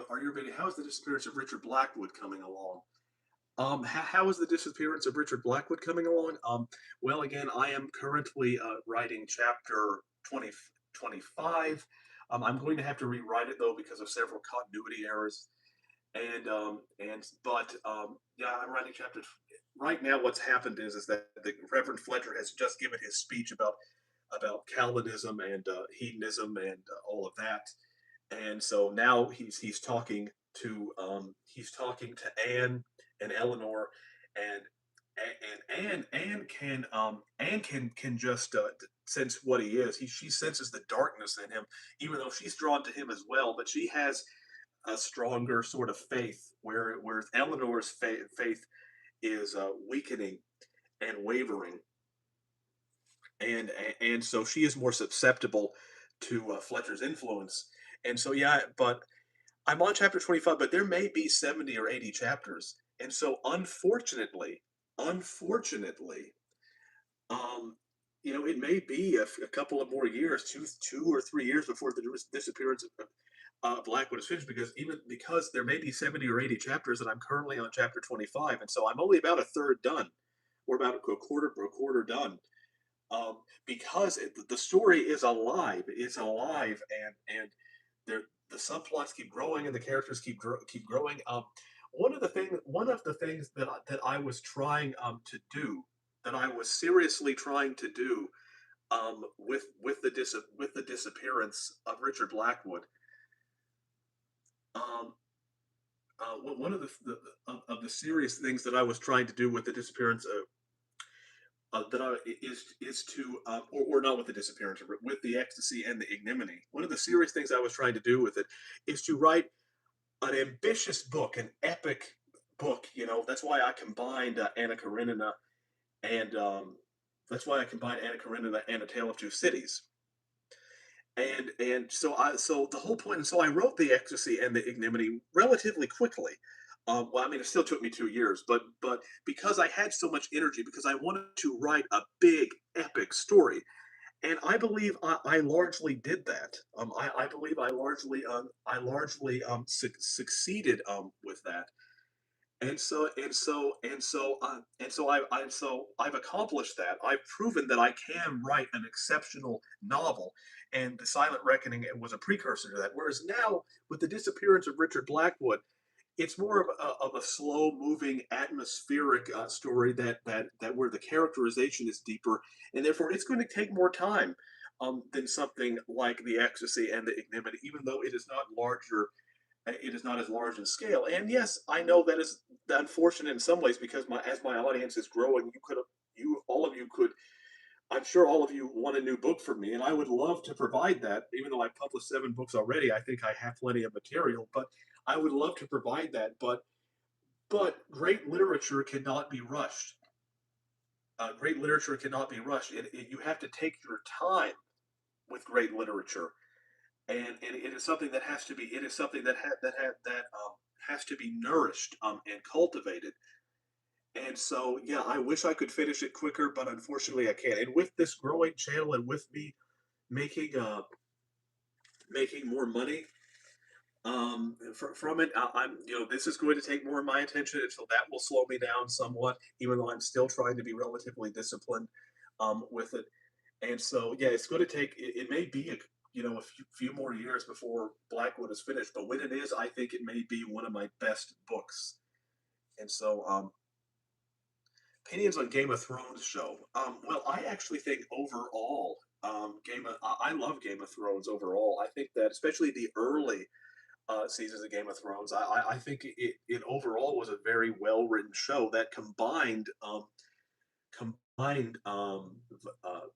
violence with serious philosophical thinking, and also relatively good dialogue. I mean, it's not the dialogue isn't as advanced as something as I would write. Certainly not Shakespearean, but for a mainstream television show, I think Game of Thrones was fairly sophisticated.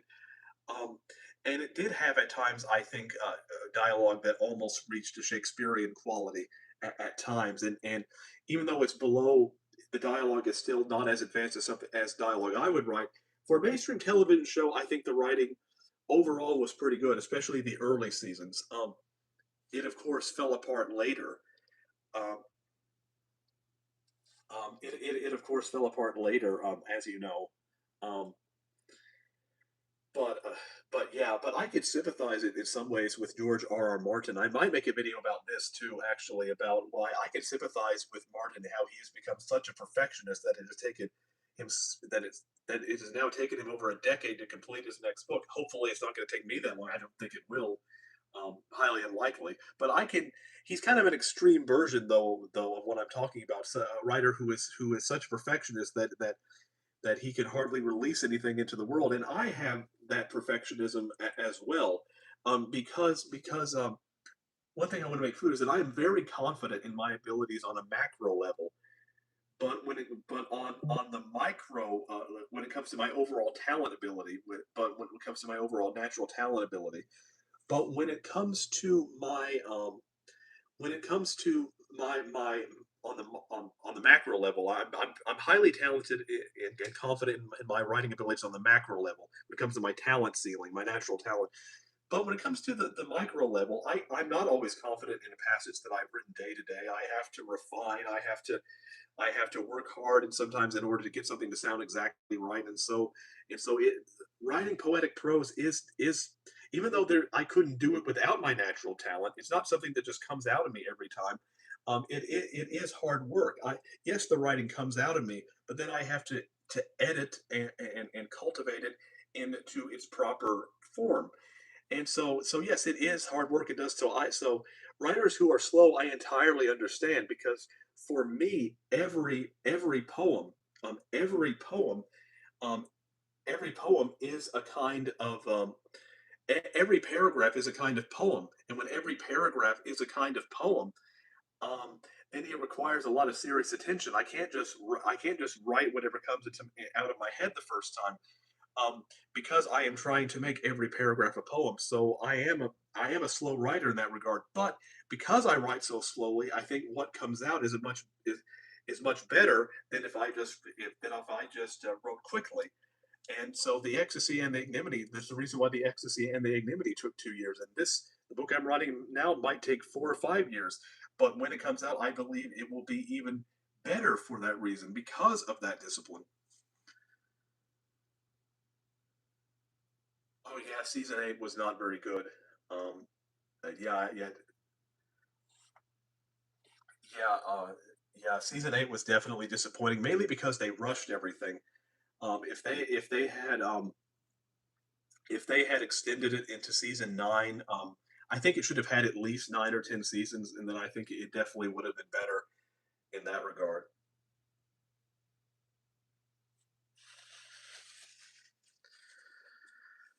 Well, we've been going for a while now.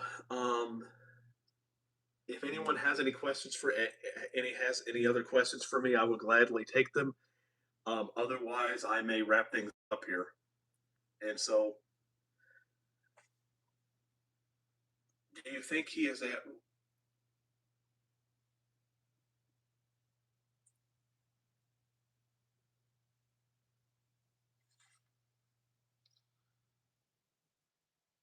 you think he's at risk of four?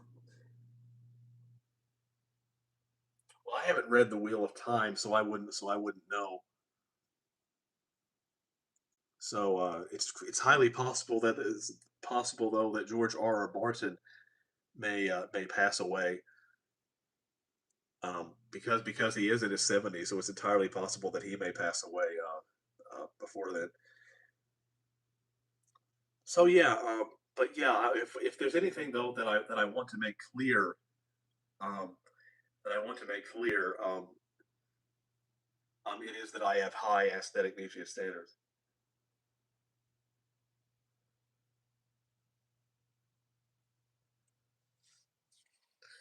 Um, Favorite anime? Oh, anime. Probably Death Note. You know, I absolutely love Death Note. Um, because I think it is a psychological thriller.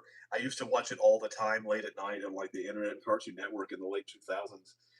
Um, and I think it's very well written. The idea that you can just take out a notebook and just kill someone and just kill someone with the pen. I mean, by writing their name down, it's such an interesting concept. And so, Death Note is so unique among animes that it's difficult to find an equivalent. And so, yeah, Death Note is one of my favorite animes. Um, Another anime that I like is another anime that I like is Blood Brothers. I think that's the name of it. Um, where I think that's the anime, but the one about the demon in England, where the guy has a demon butler. Oh no, that's Black But no, no, that's Black Butler, I think, or so. I can't remember the name. I might be getting it wrong, but it's the one where the kid has the demon butler, and it's set in Victorian England. And that's a show. My sister is far more into anime and Japanese and Asian things than I am. She's obsessed with that sort of thing. But Black Butler, I think, is the name of it, or something like that. But I love the anime as an animation style, um, because I actually think um, that anime is that that that they kick our asses. The Japanese absolutely kick our asses when it comes to animation. They absolutely do, and it is so beautiful. Japanese animation, Western animation sucks in comparison. And um, yeah, why are you so composed to having a day job if you only write an hour a day? Well, first of all, when I say writing, I mean, and again, sometimes I write 2 hours. Again, hour a day is average. Sometimes I write 2 hours. Sometimes if I'm close to finishing up a book, I may write 3 or 4 hours. Sometimes I do write 3 or 4 hours when I'm close to finishing a book. So hours average, but it can vary. Well, there's more that goes into writing than just writing. Um, there's also making videos. This takes time. This takes an hour or two to come up with this. It takes, I also read, and reading feeds my writing. I try to read for at least 2 hours a day. and so that takes up that takes up time. Um, I also get ideas just by thinking, contemplating. So there's a lot that goes into writing other than the act of writing itself. And a day job would drain that energy from me entirely. One of the reasons why my sister has trouble writing, even though she likes to write, she writes mainly fan fiction, is because she spends all day at a day job and she just feels completely drained, and so it's difficult for her to write. But I also just believe that people should, on principle, that people should have the freedom to. I believe in a baseline equality. I believe in the concept of baseline equality, where I don't think anyone should be compelled to work if they don't want to. I do believe that everyone should have a basic standard of living. Now, baseline equality is different than a maximum level of equality, because the difference here is that I don't believe that everyone should have the same outcome. That some people will be more successful than others because of hierarchy, and like I talked about. And so I'm not saying that everyone should have the same outcome, but I do believe there should be a baseline of equality, and that doesn't fit neatly in to a conservative or liberal framework in that regard, because the conservative framework doesn't like the idea of universal basic income. But when I talk about things like genetics and hierarchy and all of that, the liberal side certainly doesn't like that. And so I'm very much I'm and so it's I very much have a mixture of views here.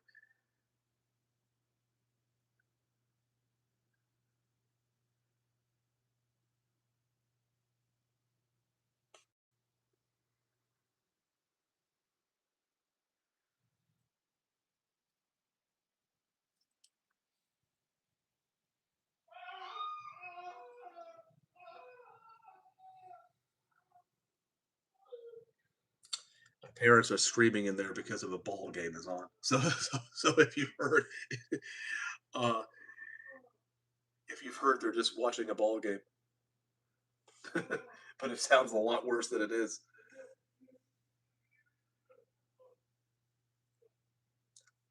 Or he may be having a Charlie horse. I don't know, but anyway, um, but um, but anyway, yeah, I don't buy this idea that to be saying that okay, you have to have a day job to have life. That's like saying you must be a slave to have life experience. It's there are many different ways to have life experiences. Emily Bronte, for example, who wrote *Wuthering Heights*, stayed home most of her life.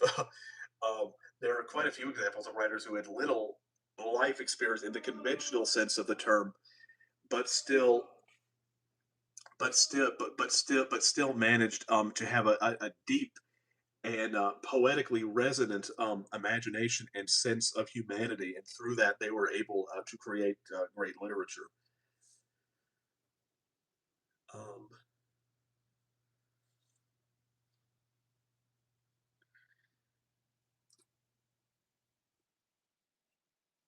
so yeah, does anyone else have any questions for me? Anything you might want me to answer? Um, when oh hi, I watch your videos every morning they come out. So you're so inspirational. I love your take so much. Thank you.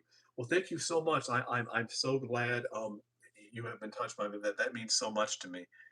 Um, and yeah, I do. One of the things that people often do. I People who make videos often don't realize is that there are people who watch you who may admire you, and you don't even know who they are because they rarely comment. They rarely actually they admire you, but you don't know who they are, but yet their admiration is just as valid as people who do frequently comment. And that's why I do believe my thoughts on things like Nietzsche and hierarchy. I think they are more popular than people let on, because I do get I do get likes and shares and all of that, and views on those videos, but I think that we still live in an age where people are often afraid to comment because those views are so called. Even if people may privately deep down they may believe that. For example, for example, on TikTok, um, there was someone who I thought held more egalitarian views, and I saw where she liked my video, and I'm thinking, well, my video on Nietzsche, and I thought, well, maybe she actually does secretly have some of these views, or maybe she did find my video somewhat appealing, or she agreed with it, or I changed her mind somewhat, even though she's afraid to comment. But I think that like can sometimes be an indication, and but I do wish that people would engage with me more on my thoughts on uh, Nietzsche and hierarchy and all of that, because I feel I don't. So if you have any questions involving that, I would love to engage with that, because it's very rare that I can engage with people who actually understand it as well as I do on that level. So if you have any questions in that area, I would really love to hear them while I'm here.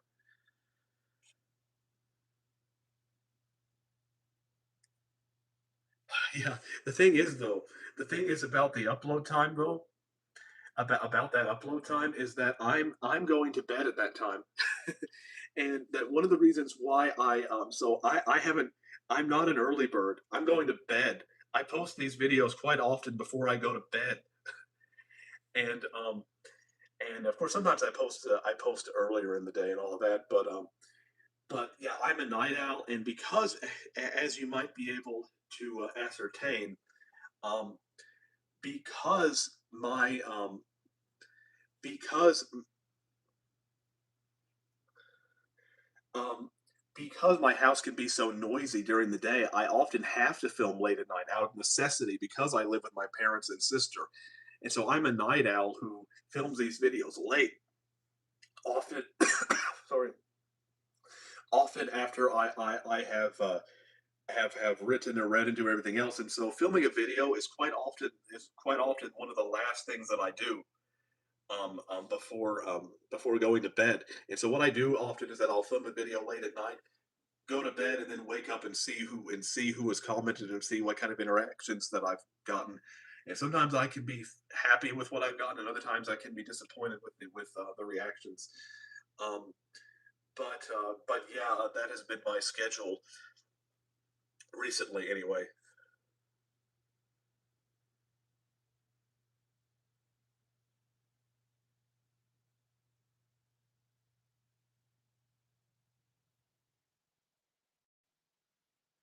Well, I'm very glad that I inspired you to write in that way. That's one of the goals that I have as a writer.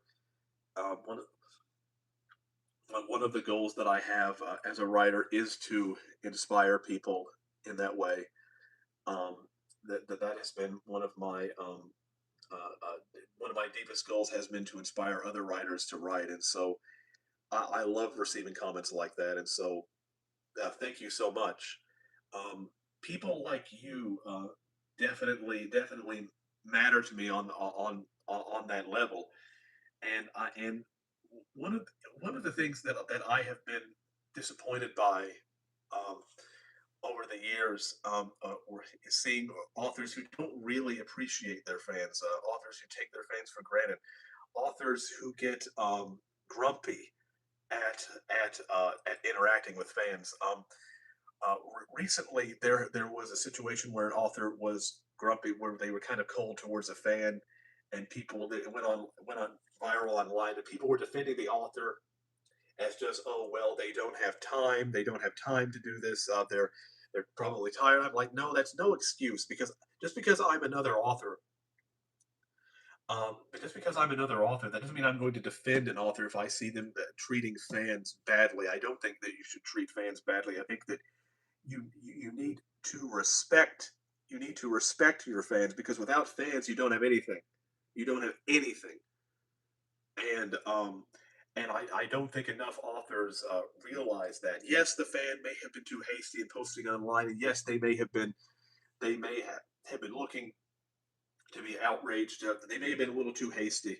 Um, but that doesn't mean though that the author should be let off the hook there because they were also they were also far from innocent.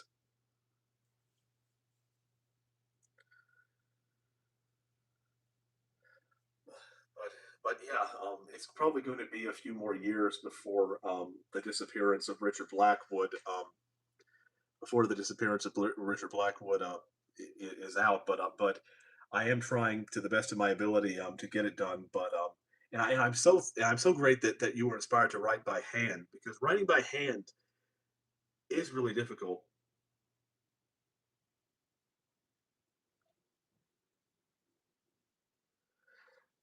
It is really difficult, and I have to often I have to type the stories out later on because I'm writing by hand. But because I'm writing by hand, one of the difficult things is where I retype it into the computer later. I sometimes can't read what I've written earlier, especially if I've written over it and edited a lot of it in cases like that, and so I sometimes have to decipher what I've written, and that can be very difficult at times to decipher what I've written. But in the end, even when I because I repiece it together, I often combine my editing brain and my writing brain, and often the writing comes out better, even though it can be a hassle, and it can be a pain in the ass. But at the end of the day, it often does come out. The writing does often come out better for it, even though it's not a pleasant experience. But that's the drawback of writing by hand. Um, that's the drawback of writing by hand, and but the upside is that the writing by hand becomes almost a physical force. It becomes something that is real, that is tangible, that is corporeal, that is alive.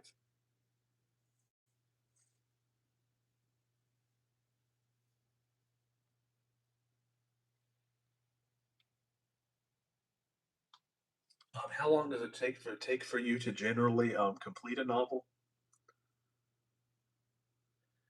Well, it depends on the genre, what I'm writing. It depends on the genre and what I'm writing, really. Yeah, I mean, it depends on the nature of the story. Um, it could be the Silent Reckoning took me 2 years. The Ecstasy took me 2 years. It can take anything. If a short novella can take as little as 6 months.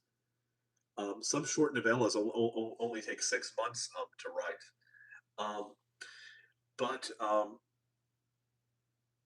but but big epic stories can take 2 years, in some cases even 4 years. A story and a novel ultimately takes as long as it is going to take. Um, and you can't force it at the end of the day.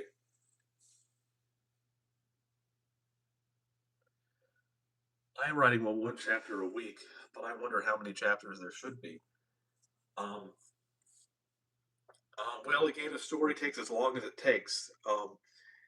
Um, I often, right now, have only been able to manage to complete one, sometimes 2 chapters a month, 1 or 2 chapters a month. But in that is a lot of it is a lot of in that is a lot of meticulous planning, and so I write slowly, but because of that, my paragraphs come out almost like perfect poems. Um, but I can honestly say, though, as I've been sitting here, is that while I love answering these right, I'm happy to answer these writing questions. Um, I'm far more interested in some of these philosophical questions that I've raised, but sometimes it can be difficult for people, even in a live stream setting, to engage with me on that level.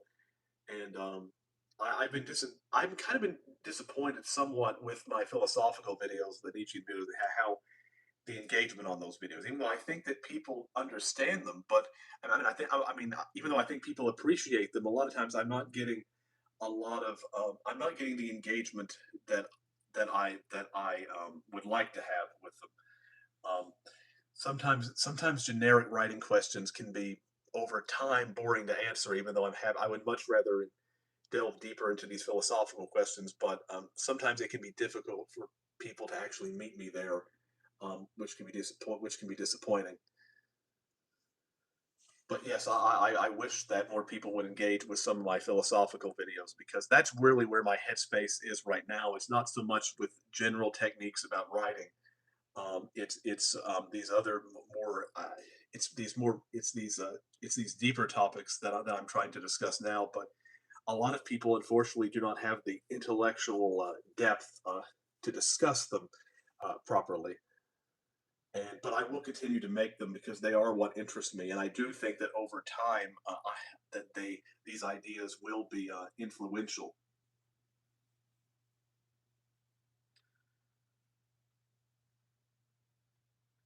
So,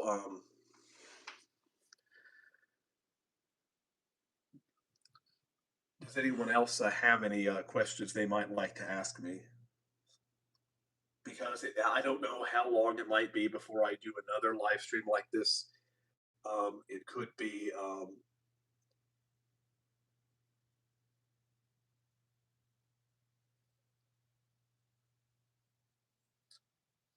yeah. Most of the time, people that contemplate well, yeah, it's theological, but also philosophical questions. They are. Yeah, the thing is that a lot of people haven't been can sense these ideas intuitively, but a lot of times, if they haven't read Nietzsche, then it can be difficult for them to actually engage with them on an intellectual level, even if they recognize the truth um, on an intuitive level. But yes, it is disappointing. I would definitely love more engagement in these areas.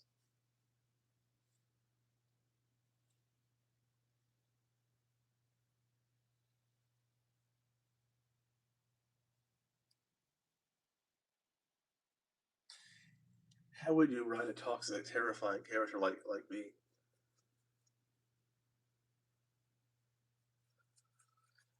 How would you write a toxic that's terrifying between an abuser and an abused and a rapist and the person who was raped? Oh, that's a serious question. Oh, that's a serious question. Well, hear that again. How would you write a toxic that's terrifying like being being an abuser and an abused? Oh, I would have to think about that.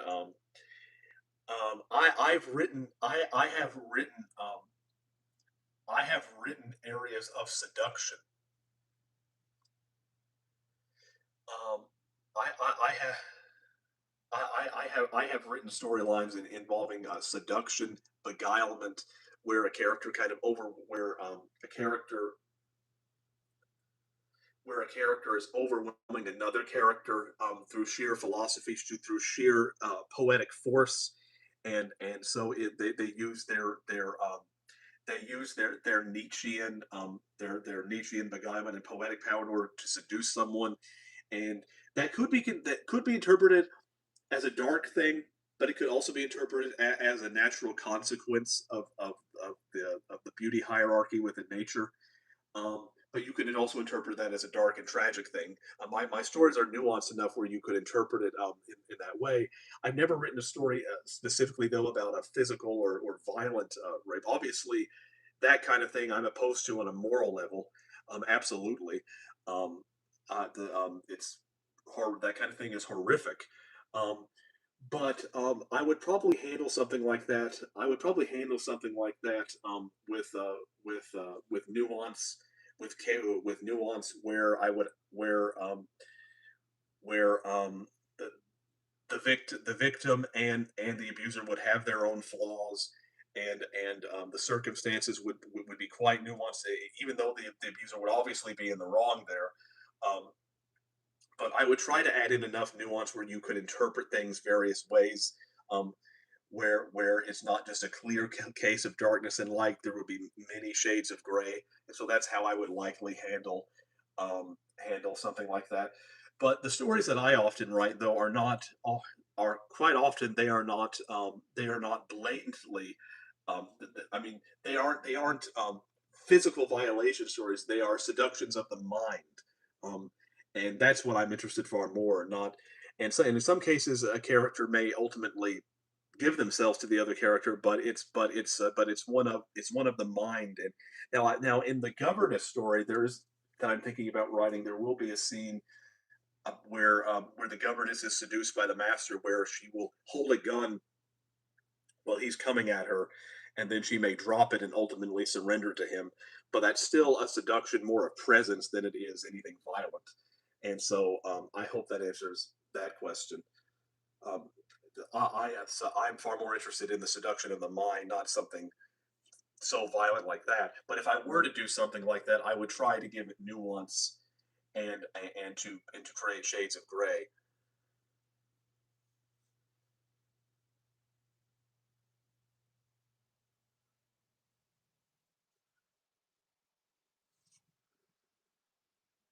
Okay, I'm writing a relationship with. Okay, and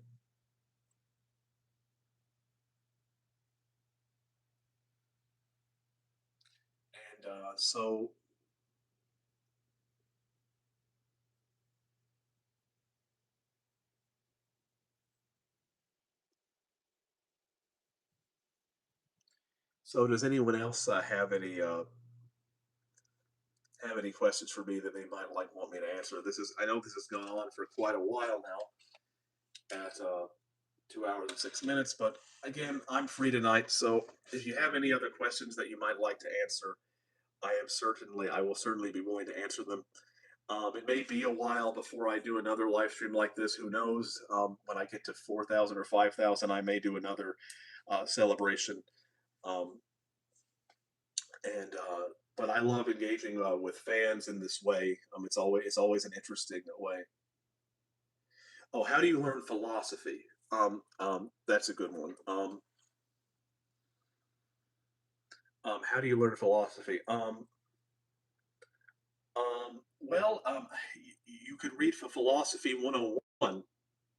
Philosophy 101 is a book that I've read recently, if you want to know the basics of it. Um, but you could also read Nietzsche as well. Nietzsche is a great place to start for philosophy. Um, you can read C.S. Lewis if you want a Christian perspective. And you can also read Plato and the Greeks and all of them, Marcus Aurelius and all of them. And so it really depends on what you're interested in and where you want to start. Um, it's quite often better. It's quite often better to start where you're interested in, and to not start and to not just try to cover the basics of the soul. So find out what you're interested in, and then start there.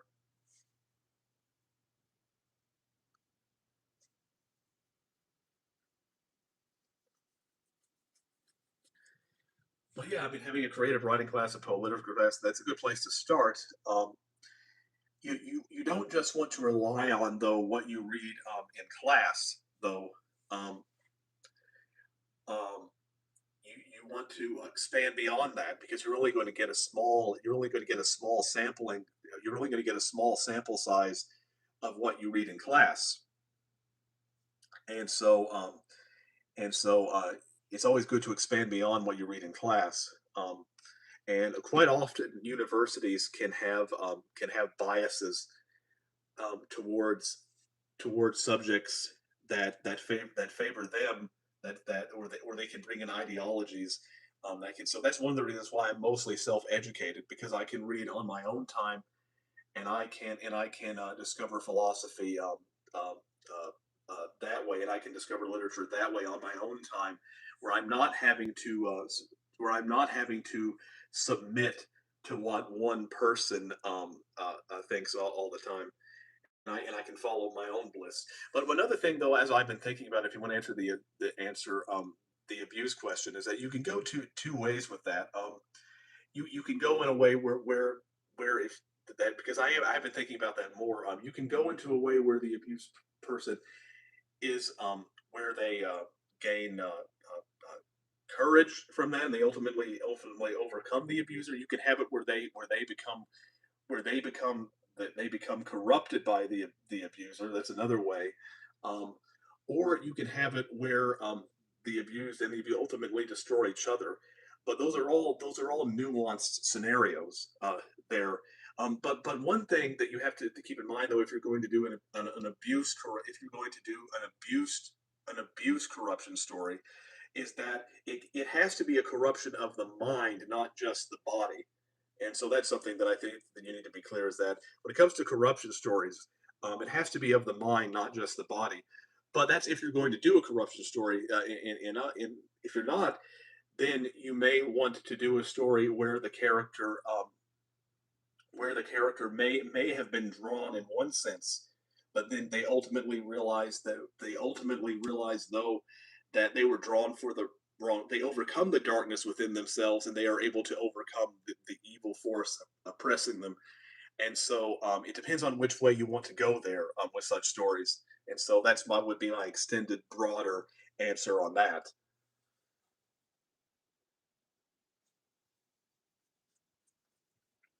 Well, yeah, your ending will have them go their separate ways and heal on their own time. That is certainly one way to go to it. You've basically because one thing I think you need to be I want to make clear though is that I want to make clear though is that when writing stories, with writing any kind of story, um, you want to write about humans at the human level, and it has to be about that. And it has to be about, and don't try to morally judge the characters. Try to, one of the great things about fiction is that we can explore things that would be dangerous to explore in real life. And through fiction, we can write about characters without moral condemnation and then leave it up to the reader to decide. The great thing about fiction ultimately is exploring the human condition. And it's not about moralizing or preaching or anything like that. And so by having characters go there, that's definitely I think a good I think that could potentially be a good plot point depending on what happens before that. So yeah. So yeah. Um,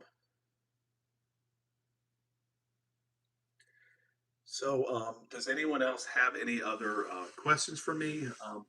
If not, I may end this now. But I thought I would give anyone a chance who wants to stick around if you would like to know anything else. Otherwise, I'll wrap this up.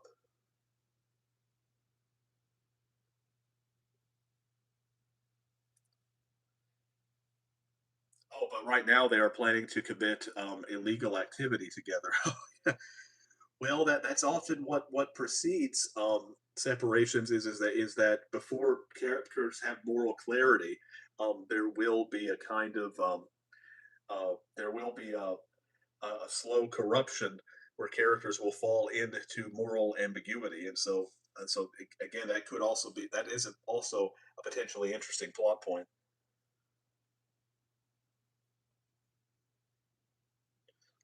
But yeah, I may do another one of these.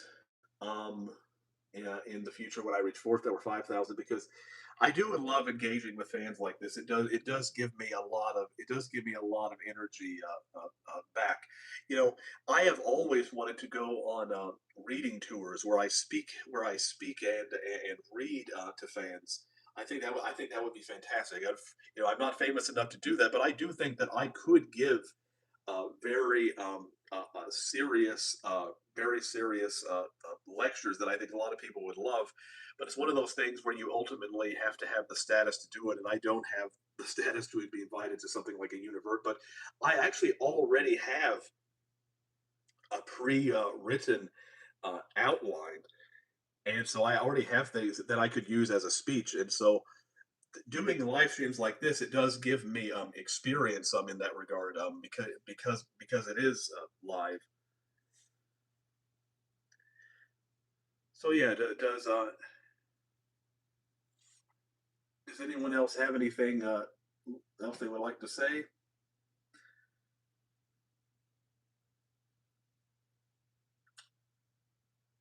or ask?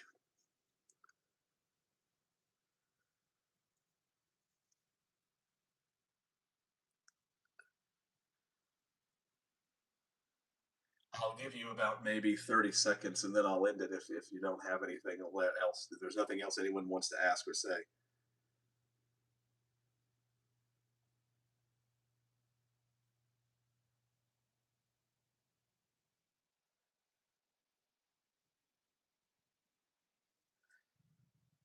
admit I don't watch the whole video, but uh, well, some people will. Some people, if they're in a rush, do. I would prefer that you did watch the whole video because transcripts can be misleading. But I understand that some people could be in a hurry. But I would prefer if you did watch the whole video. Yes. Even those of us who are trying to appreciate your commitment, thank you. Well, I appreciate you, even though you don't. I know my ideas, for example, are that I know my ideas, for example, have more have more weight and spread more and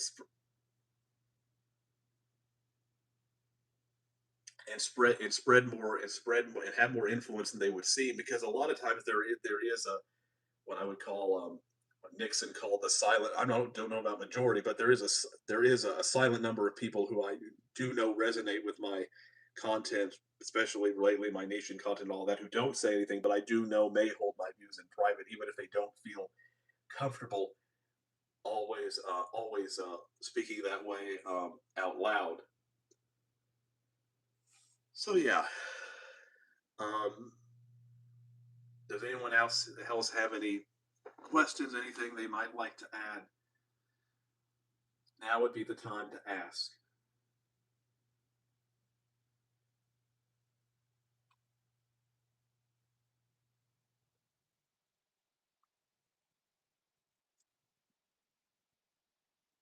I'll give it maybe 30 more seconds, and then I'll probably end this because. But I have had a wonderful time here.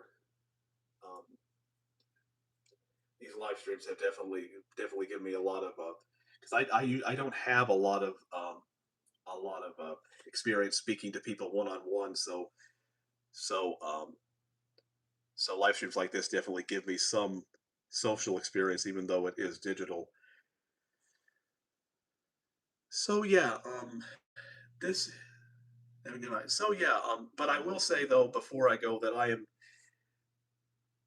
have been aware that I have definitely been aware of the fact that there has been a troll in the audience here, and if I ever get the chance, I will probably block them when I ever get the whenever when I can come across their profile later. So you will be blocked. So, but good night, everybody. I love all of you.